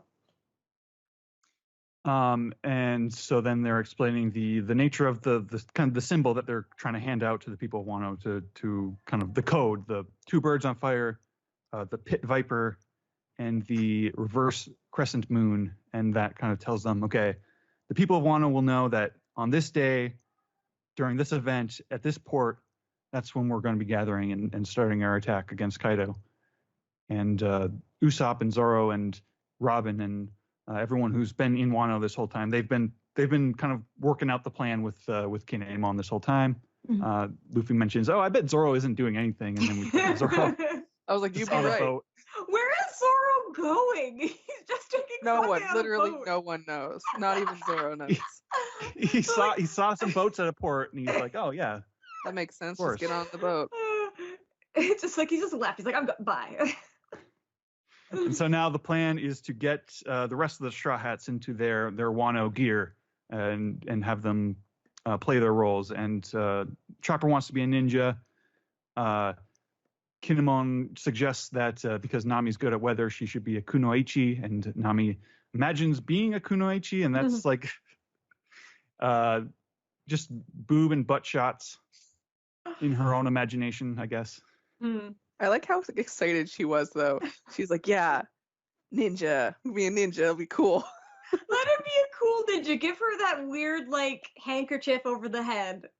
That's what she wanted. Yes. Because she's a thief. That's, like, her thing. She's probably, like, awesome. So, yeah, they put all the leaves on their heads. I think that's a Tanuki reference. Like, Tanuki's the leaf. And, and then he uses his garb fruit, and he changes their outfits. Everyone looks pretty straightforward. Brooks got he's pretending to be a corpse. He's got like arrows in him. He's got the kind of the, I don't know what they call that. A ghost. Yeah, he's a ghost, or he's a dead guy because they've got that like funeral like headband thing that he calls, he thinks look like panties. And Nami is much skimpier than she expected to be. I think they changed it in the anime, because I think in the manga the problem was that it was so short. It was like very, very short, and they changed it to being the top was the problem. I think it's both. Yeah, in the manga, I remember it being skimpier. Yeah. Yeah, it was always short, and like the sleeves kind of start lower, which she then pulls up, obviously, because she's like, okay, that's a little more acceptable. I was curious if they would reel this scene in a little more in the anime, because I feel like since Wano, I've perceived like an interest in sort of like reeling some of that crassness in.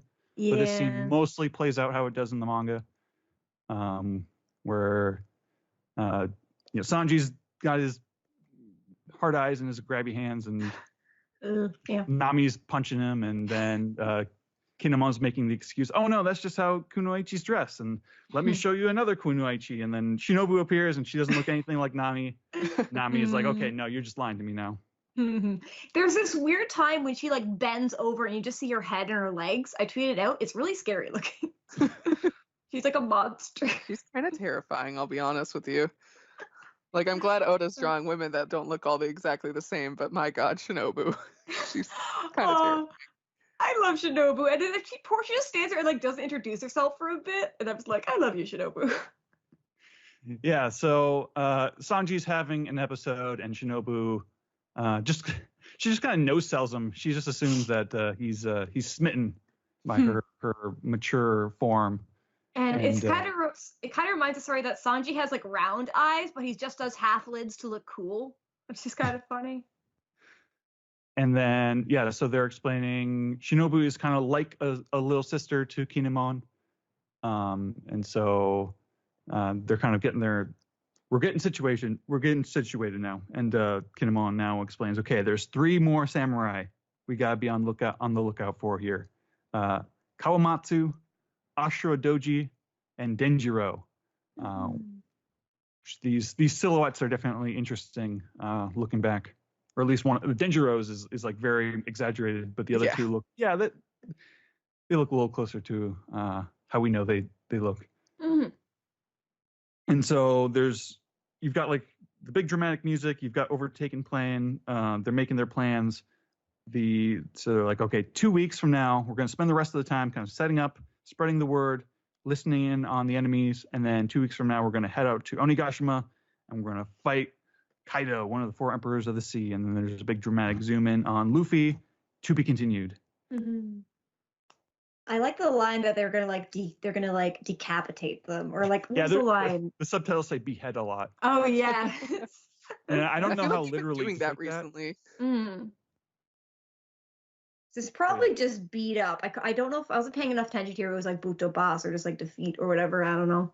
We mentioned it, I think, in the main show, but the Crunchyroll subtitles have been very interesting lately. So, yeah.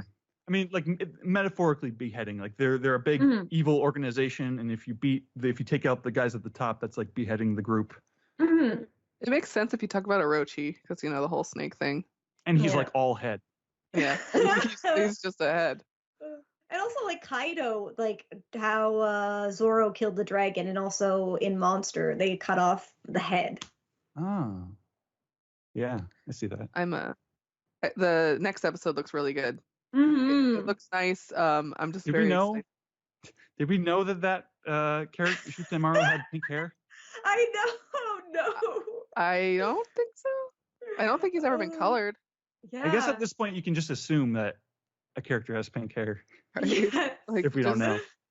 If they don't know, there's probably a 50% chance it's pink. It's kind of his go-to these days.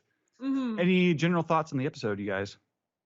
It's fine. I mean, it's just a transition character, just a bunch of info dump. It literally took place in one room besides the flashbacks, so it's nothing super interesting besides the new Wano outfits, which are great, barring, poor Nami.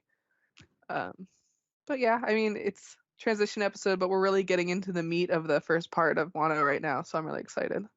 Mm-hmm. I think like my favorite bit was really just like them landing in present Wano and kind of all their faces, and then after that I was just kind of like because even that was like I didn't really like the chapters in the manga that much, because like Sanji had those few jokes, but it's like when you have to drag those jokes out for like 22 minutes, it makes it like deal with. It makes it even worse, especially because that's all he does. So it's like, why? Like it just doubles my annoyance. So I feel bad for like ragging on Sanji, but he's really bad this episode. But overall, I think it was cool. I just love that Chopper gets to be a ninja, but also like him and Carrot like can't really interact with people because they are clearly animals. So that's why I felt bad for Chopper. He's like, what do I get to do? And it's like, I don't know. Well, part of Carrot's task now is to join back up with the minks, who are all kind of hanging out on the shore. I think that's where Chopper's supposed to go too. Mm-hmm. It's more of the gesture of they're dressing like everyone else, sort of. Well, they're also like, yeah, you can't really go out in public, kid. Like, you are not a human being. You all got to go with the rest of the animals. And then Brooke's just on corpse duty. Oh yeah, I love that they're just like, yeah, just wander around and grab food. People just give you stuff because you're a corpse. And I noticed that Carrot still calls him Baron Corpse, or Baron Von Corpse or something. Yeah. Or Baron Corpse. She hasn't gotten used to calling him his name yet. Yeah, she's like, who are you? I want to be like, I'm Brooke. But, oh well. They've been together for like almost 2 months now, I think. Mm. Yeah, I thought the episode was all right. I think that I thought the more interesting material was in the last couple of weeks, and now this is just sort of putting a bow on it. It's cool that we've got like a very clear plan for the story now, where before it was just Luffy and Zoro just kind of bumbling into situations, and oh no, now Tama's gone, now we got to catch her. But now we're like, okay, this is how we're going to be interacting with the main bad guys of the arc. And this is kind of this Onigashima, the fire festival, is kind of the pivot point that like everything else in the story kind of has to revolve around and build to. So I think that good. I think that the episode, as an adaptation of the manga, it's pretty unexceptional. But I think it's okay. And this is kind of random, but has Kinemon been around longer than Vivi was? In terms of like episode count? Yeah. Definitely, yeah. Just Rosa alone. Oh, true. Just because, like, I feel like this at least is we're like seeing Kinemon in a bit of a different light that makes me like him better, where he's like planning and very much like dedicated towards stuff. Well, in other arcs, he was more just like there. Because I definitely like Vivi more than him, even though she was there for less time. Yeah. So it's. Oh, I'm sorry. Now Kinemon gets his chance to shine, but go ahead. Yeah, I was just gonna say, I think Oda's made like he's made a bet on the samurai characters where he's introduced them, he's incorporated them into the story, but he's been kind of like holding on to like what their actual full I don't know, character arcs are, or like what the thing that we're supposed to latch onto and really care about them. He's kind of tucked away for like way later, and then like once we're endeared to them, once we like kind of know more about them, then we can go back and apply that to when they were introduced and whatnot. But yeah, I think that should about do it. You guys got anything else you want to say? Nope. Nope. All right, I think we can move on to the next segment. Sounds good. Yay.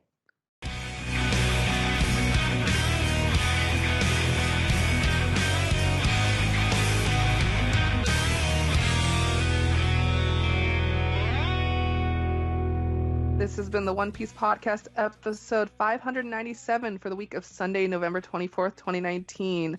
We had the manga recap of chapter 963, the anime recap of episode 911, and our piece together. And if you stick around after the round off, we will be having our first episode of Shipping Wars. Thank you guys for all coming on. I hope we can have future Kujacasts because this is a lot of fun. Maddie, how can our listeners contact you?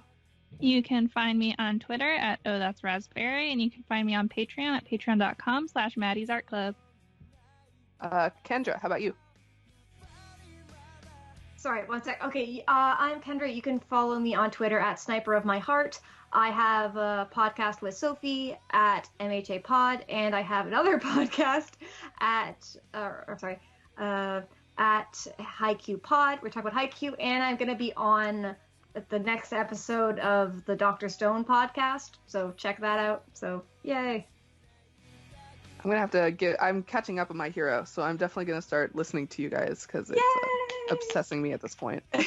Nice. We'll have you on sometime. Yes. Okay. All right. Sophie, where can they find you? You can find me on Twitter at Chopper's Antlers, and you can find the podcast everywhere. All right. And Joe. You can find me on Twitter at Joe on Boba, and that's usually where I spend most of my time.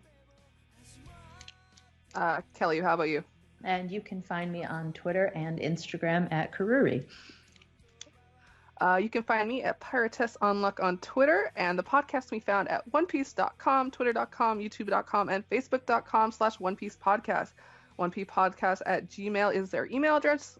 Our email address. One Piece Podcast is our Skype name. You can subscribe to us on Spotify, subscribe on SoundCloud, subscribe, rate, and review on Apple Podcasts, or call us on our phone number. It's 347-497-MAJI. Maji. That is 347-497-6254. Call anytime with your questions, comments, theories, cutest animals in One Piece, and why it is Cat Viper.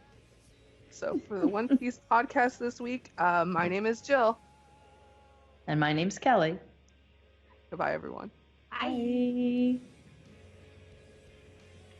All right, let me let my cat out, and then if you guys want to record shipping Yeah, wars. sounds good. That was great, Jill.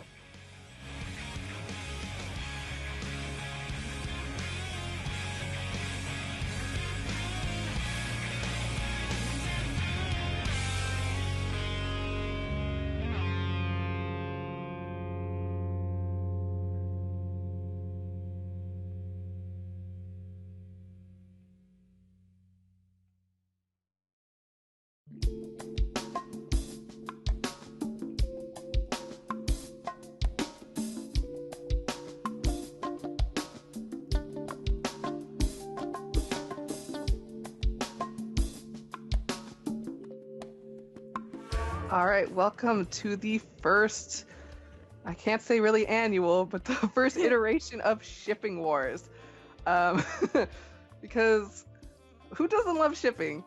We even have a character in One Piece called the Shipping King, so yeah. Basically, we're going to talk about our favorite ships, and we may or may not fight to the death over them. It really just depends how everything goes. So I'm just going to start off because I'm very passionate about how much I love Lalu, and I know Joe does too, because the Pirate Alliance is basically marriage, and we're just gonna keep going with that, basically. I don't know how we want to do this. Do you guys want to talk about it? Why don't you list three? Okay. Yeah, and then list top three. Everyone just list their top three, and then we can figure out what we're gonna do. All right. So I like Lalu. Frobin is pretty much timeless and beautiful. And Oda has said that they are father and mother, so you know. And man, I love Nami and Tashigi after that one scene in Punk Hazard. I think it's great. Kelly. All right. So Zosan is number one. No surprise there. And then my second is actually Ace and Marco.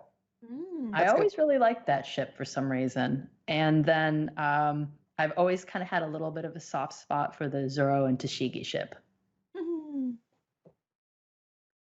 Maddie, how about you? Okay, also Zosan, number one. Again, not surprising. Number two, also Frobin.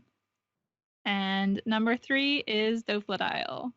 Nice. Oh, that one's good. Doflamingo and Crocodile, yeah. Kendra. My top one is Lysop, just Luffy and Usopp, just because they are best friends of the crew, and also you throw in the angst from Ennis Water 7, and that just put it to the top for me. So I just love them. Lalu, because they are married, and I love their dynamic.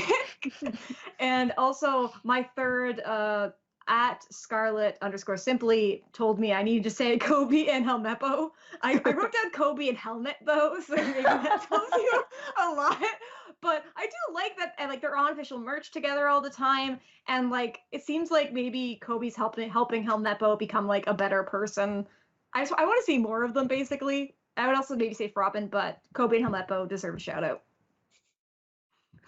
How about you, Sophie? I had a question as well for Kendra. Do you ship Jinbei with anyone?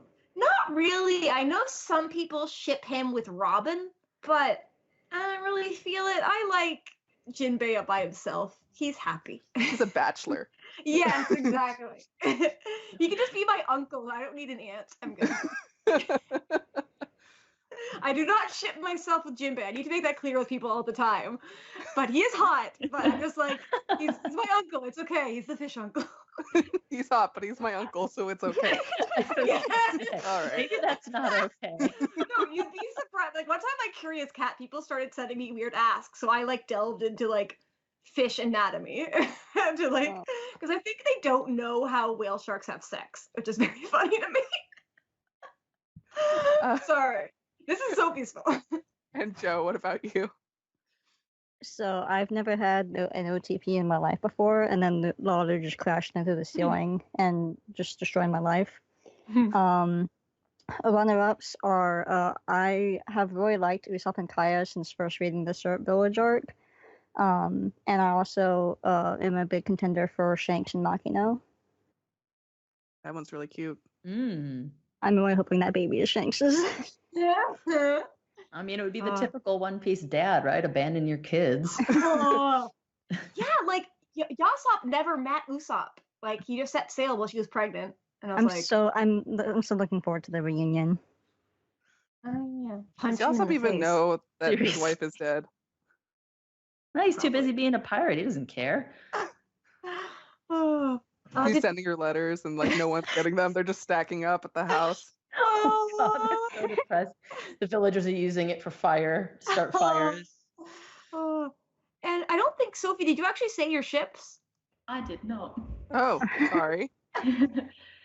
So I'm really glad you said Usopp and Kaya because I can't picture Usopp ending up with anyone else. Mm-hmm. Like she's studying medicine and waiting for him to come back. He has to go. Usopp and Kaya is pretty much the only ship that I can see being canon for the Straw Hats. Yeah. The other one is Robin and Frankie, just like pretty much everyone else. Mm-hmm. And then I don't know her name, but Chopper and that reindeer girl. Milk. Oh, was it Milton? Yeah, I think it was Milky. Yeah, because Tristan is the chipmunk Squirrel. lady. Yeah. Squirrel. Milky. That's such a bad name. It's not great. It definitely is not good. No. I mean, well, Chopper's name isn't much better, to be honest. He's like named for chopping down trees with his antlers, so they can be weird named together. Call him Tony. So yeah. Tony. That's right. Anthony and Milky. Oh my God. What if his name was Anthony and we just never knew it? Like Anthony Chopper. You only find out during his wedding to Milky. His vows. That's right. Anthony Chopper. Antlerny. Antlerny? Everyone did you know that? They're like, no, did you know that?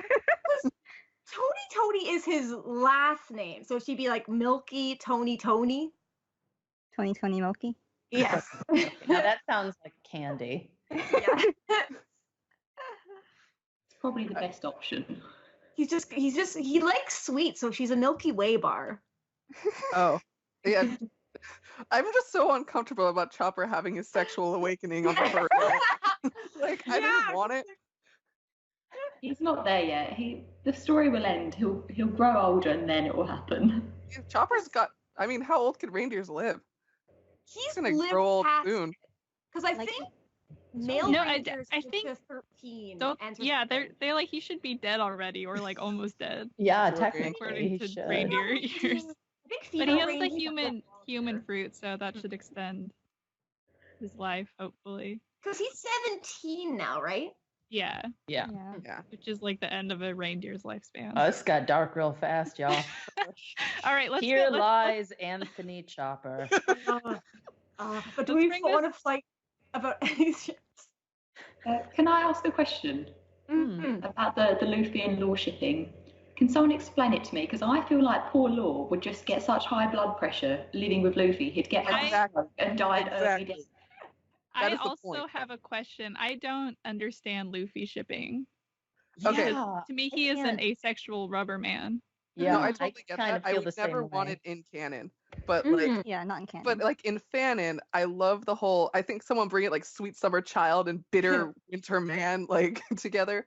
I think it's great. And then man, just seeing like literally the instant he showed up to save Luffy, it was like it's such a weird thing for Law to do out of nowhere. Especially when you get to know him more, like he plans everything so much, even if it goes to shit later. So him just showing up to save Luffy is great. Oh, and they've got the connection with the D. And then that one line where Law's like, I'm gonna die here with Straw Hat if he can't win. And I was like, oh god, it got my hooks into me. Yeah. Like in And canon.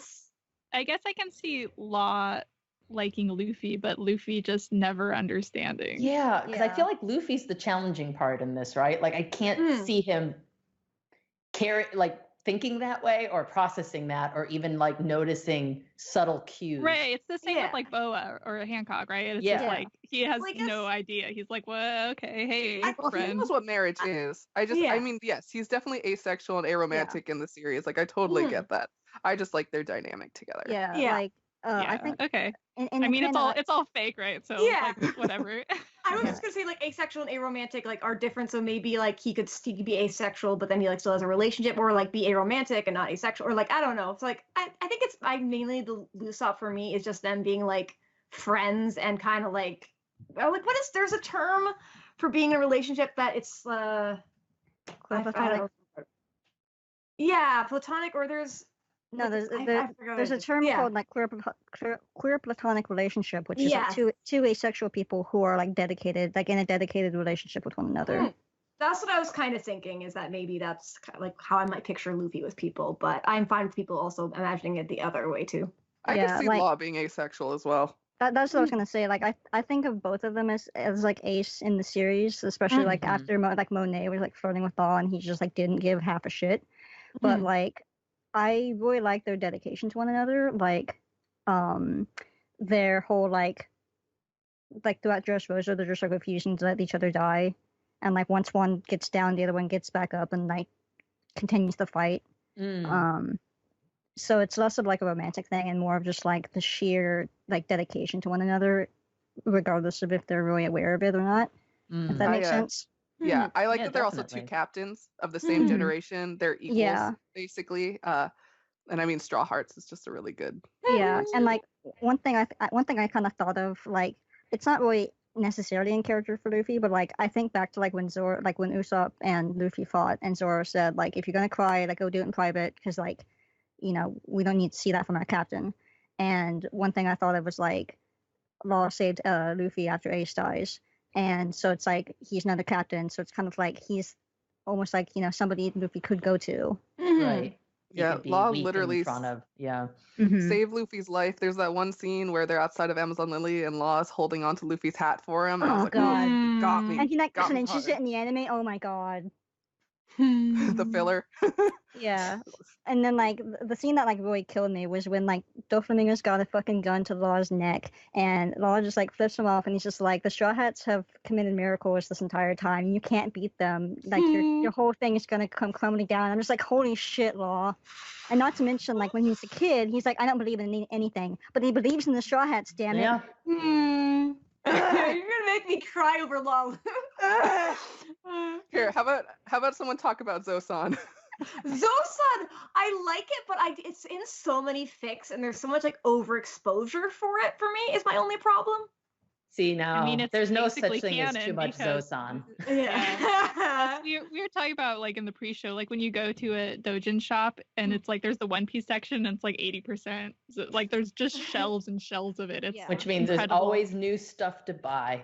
Yeah, and there's dedicated events just for them. And like the Japanese, like their fan events are crazy. They'll do these like little like rallies where you can go to all the different tables and get like a little postcard that they all made. And then they do like lotteries where you can win like Zosan bags and calendars, and like it's incredible. They're so dedicated, and Yeah, Japanese fan events are really fun to go to they because are. unlike American ones where it's like these big displays and you're selling like 30 different prints and keychains and blah, a lot of times the Japanese they'll just have like their own little table and they'll have like one doujin and they'll just have a big stack of it and it's like, this is what I'm selling.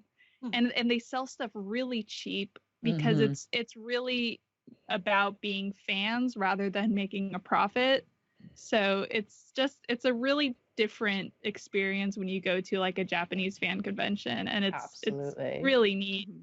And some of the little merch besides the doujin that you'll occasionally see, like the unofficial like plates and things like that. So every so often I luck out when I hit some of the secondhand shops in Japan and find like, like a Zosan mug that a fan made, and you're like, this is gorgeous art. And also too, like it's similar with Law and Luffy, is they'll put them together on merch a lot because they know it sells. Absolutely. And like the Valentine stuff, there were like two different Valentine's designs. There was one with Luffy and Hancock, and then there was one with Zoro and Sanji, and they're like eating whipped cream and strawberries together, and you're like, wow, okay, this is blatant.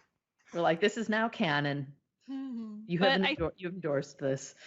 Yeah, but I mean, yeah, it's like obviously kind of it's the most mainstream pairing. And when I think about it, I think of like any romantic comedy always starts out with the two people hating each other. Yes. And I think that's why it's so appealing because it just feels so automatic. And obviously too because they work really well together when they fight when they fight together. So it's like that dynamic of it's like, oh, I hate you, but we're I hate to bring up Homestuck, but there is a like Homestuck was so good for shipping because they had this term called a kismesis, which is basically like your soulmate, but like kind of like your hate soulmate, but like you're still kind of in love with them in like a weird way. Sure. I think of Zosan with that, how they're just like always getting on each other's nerves.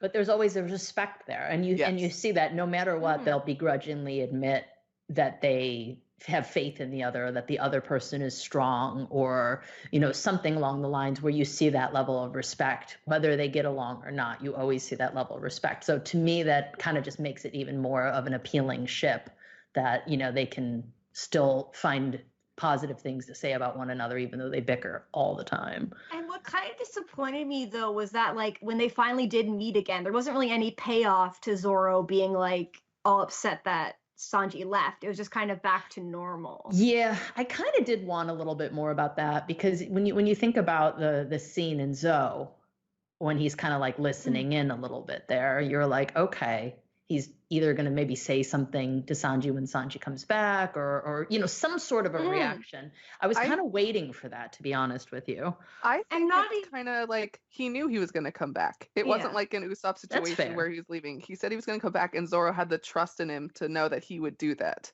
That's fair.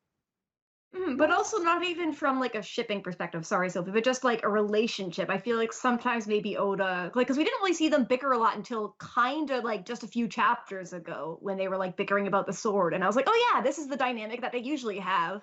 And sorry, Sophie, you wanted to say something? I would say, did anyone ship Sanji with anyone else? Because if we only shipped him with Zoro, he would be pissed. I guess putting a bit. I mean, like, I'm someone who thinks like art of anything can be really cute. I think like the Sanami art is really cute. Yes. I think like I ended up really liking Pudding at the end of Whole Cake Island, and so I think they're cute. Which that scene with the kiss is absolutely phenomenal. Sweet. Isn't she like 16? But I guess it is like cute. But I kind of like Sanji and Usopp a little bit because I just think it's like a cute dynamic. Yes, I think it's very cute. Sanji and Viola's pretty good. I mean, Oda confirmed that she was with Doflamingo for a little bit because she deserves so much better after that nonsense. Yes. Yeah, that was in the SBS. I hate Oda for that. Yeah, that one was a little bit problematic. What happened? So there was this question about Viola being involved with Dofi in some way, shape, or form, and it basically was like along the lines of like, yes. She calls him a nickname, and so Oda's like, oh yeah, they were like involved or something. Because Dressrosa is the land of passion, but you're like, oh, that sucks. Dating him under duress, probably. Yeah. So. It's like, oh, this is weird. I don't like this. Yeah, that one was a little squicky. Mm-hmm. That's gross. That's why I think Viola and Sanji would be a good mix because she's beautiful and we know he likes her and she deserves some goodness in her life after that. Weren't there also people who like ship Sanji with like Gin? Oh yeah. I don't get that. Yeah, neither do I. I was just saying like, I've just seen people do that. Yeah, there's ships for anything. I think one of the weirdest ones I saw when I was at the OP fan event in Japan, it was Zoro and Penguin. And I was like, all right, whatever you're into, man. I read a fanfic once that was just like absolutely like they were like everyone has to be paired with someone and they would just go for it. I definitely remember God, it was Kid and Bon Clay. I think it was Kid wears makeup. And I was just like, Bon Clay deserves better. Yeah, he definitely does. For real. Yeah, and then I was just I wanted to bring up Doflamingo and Crocodile because Doflamingo is always like picking on him in like a flirty way, especially during Marineford. Yes. Where he's like, "Oh, are you like rejecting me? Whatever." Yeah. But and then especially though in the latest One Piece magazine, like Oda doing that drawing of them God. like being like fashionistas together is Yeah, the tongue piercing was real fucky. oh I know. Oh, Like, yeah. Without a doubt. It's but yes. I love that ship. It's Yeah. I like that. it's so Well, like it's like it's like they actually like hate each other, or at least Crocodile hates Doflamingo, which Yeah. is makes They're it like the bitter so exes miserable. dynamic. Yeah. Yes, yeah, it's great. Imagine a warlord meeting where they both actually went. It would probably be like hectic. Yeah, I love like there's so much art of like them with like Mihawk and like them being like awful and miserable and Mihawk just like being there like straight face. Like he's just like stuck there dealing with their crap. Mihawk puts up with so much shit with the rest of the warlords. He's probably so super like has to be drunk at all these meetings. Yeah. I guess I kind of also ship Mihawk and Shanks a little bit. Yeah, I see that one. Okay. That one's good. I was gonna say there was like an old Tumblr comic where they had Mihawk, Doflamingo, and Crocodile as like college roommates, and they would and Doflamingo would just like constantly just break into Mihawk's dorm and just torment him. God, that sounds very accurate. Mihawk likes crosses because he puts them up to try to keep Dofi away. Heavenly demon, get out of my house. Yeah. The power of Christ compels you. Let's see what's I was thinking sorry, I was just gonna mention real quick, especially I think Stampede brought this to a lot of people, but Smoker and Hina is really cute. Oh yeah. And like there's also some cover pages of them together. I like them as coworkers. I've never shipped them, if only because when I was a young child and I watched Alabasta for the first time, it was Smoker and Ace because I was like, oh, where there's smoke, there's fire, and that has stuck in my head for 15 years. Yeah, but now that means you have to ship Smoker and Sabo now. There we go. He's got to pick up where his brother left off. Yeah, no, wait, start Sabo with and an Koala S. though. Yeah, Sabo and Oh Koala. I yeah, was gonna Sabo mention and that. Koala is Perfect. adorable. Oh yeah. If we go back to the shipping wars, is there any couple other than Usopp and Kaya that people would say are like the number one couple? Or can we all agree? Robin's pretty yeah, I up would say there. Robin. As in like possibly canon or They wouldn't be canon. Oda's not gonna do that with any of the characters, Yeah, but like yeah, if well, there was with the any. Straw Hats he won't do anything with. yeah. But I was just wondering like what you meant by like best or number one or whatever. Well, it's shipping wars, so who's going to be one? I'm putting out Usopp and Kaya. Yeah, probably. I mean, as far as like someone we could all agree on, that's Yeah, it. Yeah. I could see old man Usopp like I mean, I telling won't buy tales Dojin of it, to let's his put it kids. that God, way. like I think so much of like Usopp coming back to Syrup Village and like him and Kai reuniting and him telling her like all the stuff he actually did. It'd be so sweet, in my heart. What if he comes back and Kai's like, here's your baby? And he's like, what? I don't think so, though. Is anyone against the Frankie and Robin ship? No. I mean, none of not me at least. I've seen some people against it because I've seen them ship Robin and Crocodile, which brings up the whole power thing. Mm. So like, Yeah, unless that's she's awkward. actively seducing him, it's really really awkward. But I know Ash ships Robin and Jinbei, so he might have a problem with that, but that's the only person I can think of. because that one line where she calls him Yes. handsome. Yes. And I was like, I could see it. But who knows? Yeah, it's definitely not a Dojin that I would buy, but I definitely don't have anything against it. I probably would by like just like curiosity. I'd be like, all right. I would buy a Jinbei Dojin just because Jinbei's in it. And I'd be like, yes, give him more. He needs more merch. Because I I live have in to Japan look and I and could see not if find they have anything. any. I haven't seen any Jinbei Dojin, Sure they honestly. do.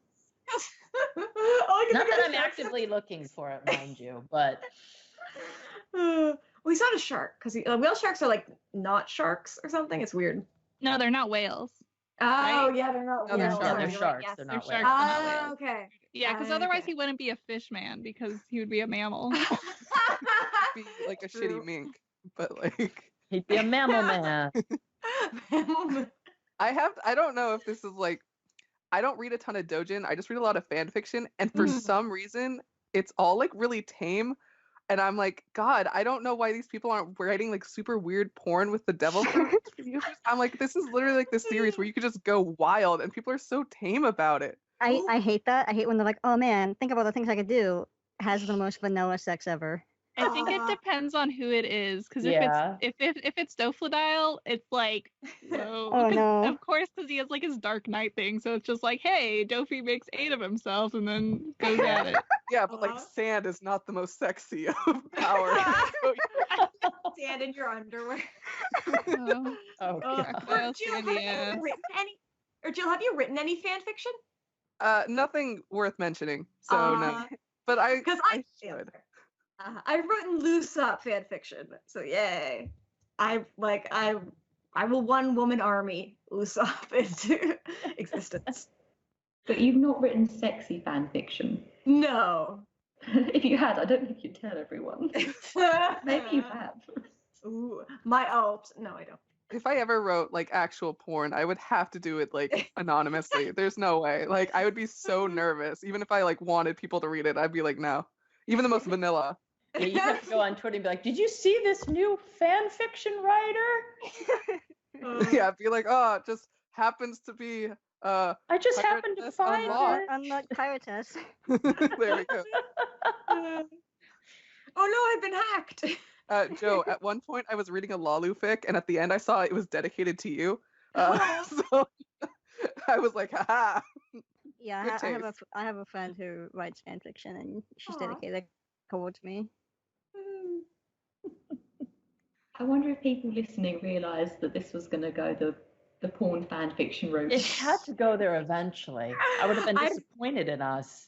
I've definitely read some. I haven't written any. If you could see the collection I have in my bookshelf right now of those on, and I'm proud of it, darn it. I pulled that on my Lalu. This is going to be a pretty specific conversation, but Kelly, is there like a specific circle that you like? Or do you just go with whatever? I kind of go with whatever because I usually what I'll do is I'll just kind of be like, all right, I like the art because usually you can't open them. Right. And I'll be like, okay, this looks interesting. And for the most part, based on the art, I'm usually pretty satisfied. But there's other ones that have different covers. But there's a couple circles that I definitely have more than one of. But I don't know if I really have a favorite. What about you? I really like Ichioku, who they did like Pirate Ship Noah.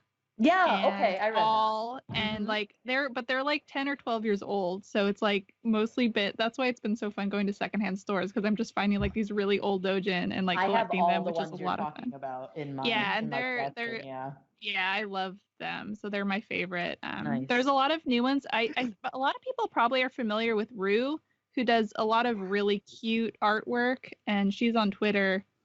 She does like Gen stuff too, so she does a lot of normal art, but she also does Zosan stuff, and her stuff is amazing. Nice. I don't own like most doujin. I did pick up a Ben and Shanks one a couple years ago at AX, and it was in like the 18 plus only thing. And man, you know what? They shared one kiss, and I was like, I was like, ooh, how lewd.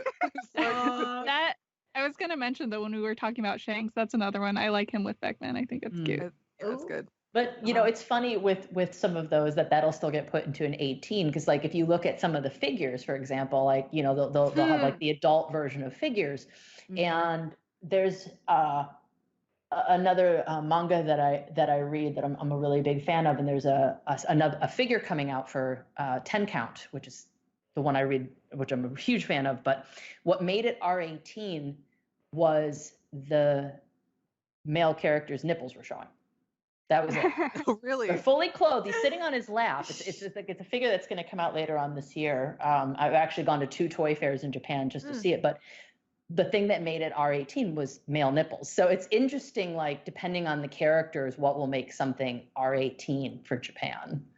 And I think if it for kissing, because it was the 2 male characters, sometimes they'll flag it that way. Yeah. But we're talking about like canon ships, and I just got reminded by Twitter that Mr. 9 and Miss Monday had a kid. So that's at least yeah. one real ship. Yeah. Does anyone think that Zoro and Tashigi could become canon? Oh, I wish. It would be very cute. I used I to like think- it, but I kind of fell out of it. Zoro is like, I don't think he has room for any love in his life except for swords. Yeah. That's Mood. true. Like, I could see most of the other crew maybe like getting, like, not in canon, but like I could see their characters getting romantic relationships. But when it comes to actually, like, there's no way Luffy or I think Zoro would actually. Well, Get Zoro's like Mihawk, right? Like he's Mhm. just gonna wander around with swords forever. Until a ghost girl turns up at his castle. Well, yeah, and that's the funny thing because once he started spending time with Perona, I actually kind of started to like that ship a little bit too with Zoro. But honestly, yeah, I can't really see Zoro bothering. Yeah. Also, there's speaking the of whole- like Straw Hats, honorable mention of Nami and Vivi. They're pretty Yes. cute. Yeah. Oh yeah, Nami Yeah, I has such definitely big think it's lesbian energy. Mhm. Like, Yes. I'm so great. there for it.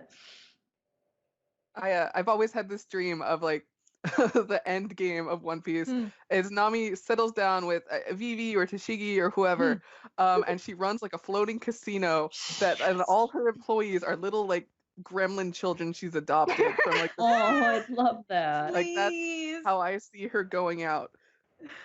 It's like Mother Carmel, but she actually treats them well. Yeah. Yeah. Yes, because she's always been good with kids. And I think there was a famous female pirate that ended up running casinos, so I was like down with that. It's awesome. Too, like with Belmere, it's kind of like Mirror's Belmere Yes. adopting her Exactly. and Mhm. Noriko. Speaking of dojins, have you either of you had like, or I guess anybody had like bought a dojin and then like later on when you opened it up you were like, oh no, like it was like bad. Yes. Yeah. When the first time I went to Japan and I couldn't read any Japanese, I got a couple and I'm like, oh no, no, no, no, no. I did not realize you were going to turn one of these characters into a very, very little kid. Oh, We're gonna yeah, that's set that no. on fire and never Not- speak about that one again. Yeah, that's definitely, there's some great things about Japanese fandom, and then there's some not so great things, and that's Yeah. definitely one of them. it's so hard finding Lalu dojin that I want with the dynamic I want because Yeah. like obviously it would never be canon or in character for them to get together, but I want it to be as close to in character. And I'm so tired of seeing like Luffy be like, "Oh, la," like swooning, like little like pure innocent Luffy. I'm like, "Are you serious? Like, look at Yeah. this kid." There's an artist that I saw a lot of while I was in Japan, and they like always draw Luffy looking like a very feminine girl, and I'm just like, but he's still a boy, and I'm just like, oh, I don't like this. Yeah. All right. Well, we should probably spare Ed more of this. Yes. No, Alright, I've been enjoying this more than you realize. What we thought. I was wondering if you like went out and got like tea or something. I've got a beer. I'm good. You want to throw in here? Yes, as I'm our surprised honorary no male one- guest on the No. Kujacast. No one's mentioned Sabo and Koala like at all. No, we did. Oh, we did. He in the did? background. Okay, I must Yeah, have stepped away. I love that Yeah, one. yeah. That's We all very think it's cute. It's very I don't know. It's very sort of wholesome, which I Yeah. enjoy. Yeah. It is. It's really Yeah, I good. like the dynamic of literally like a like they're both revolutionaries, but one used to be a slave, one used to be a noble, Yeah. getting together to fight the man. Yeah. So good. It's good. I could see that being canon eventually. That one. Yeah. Mhm. They're I really can see cute. that too. All right. Everyone good? Yeah. Yeah. Yeah, we're good. All right.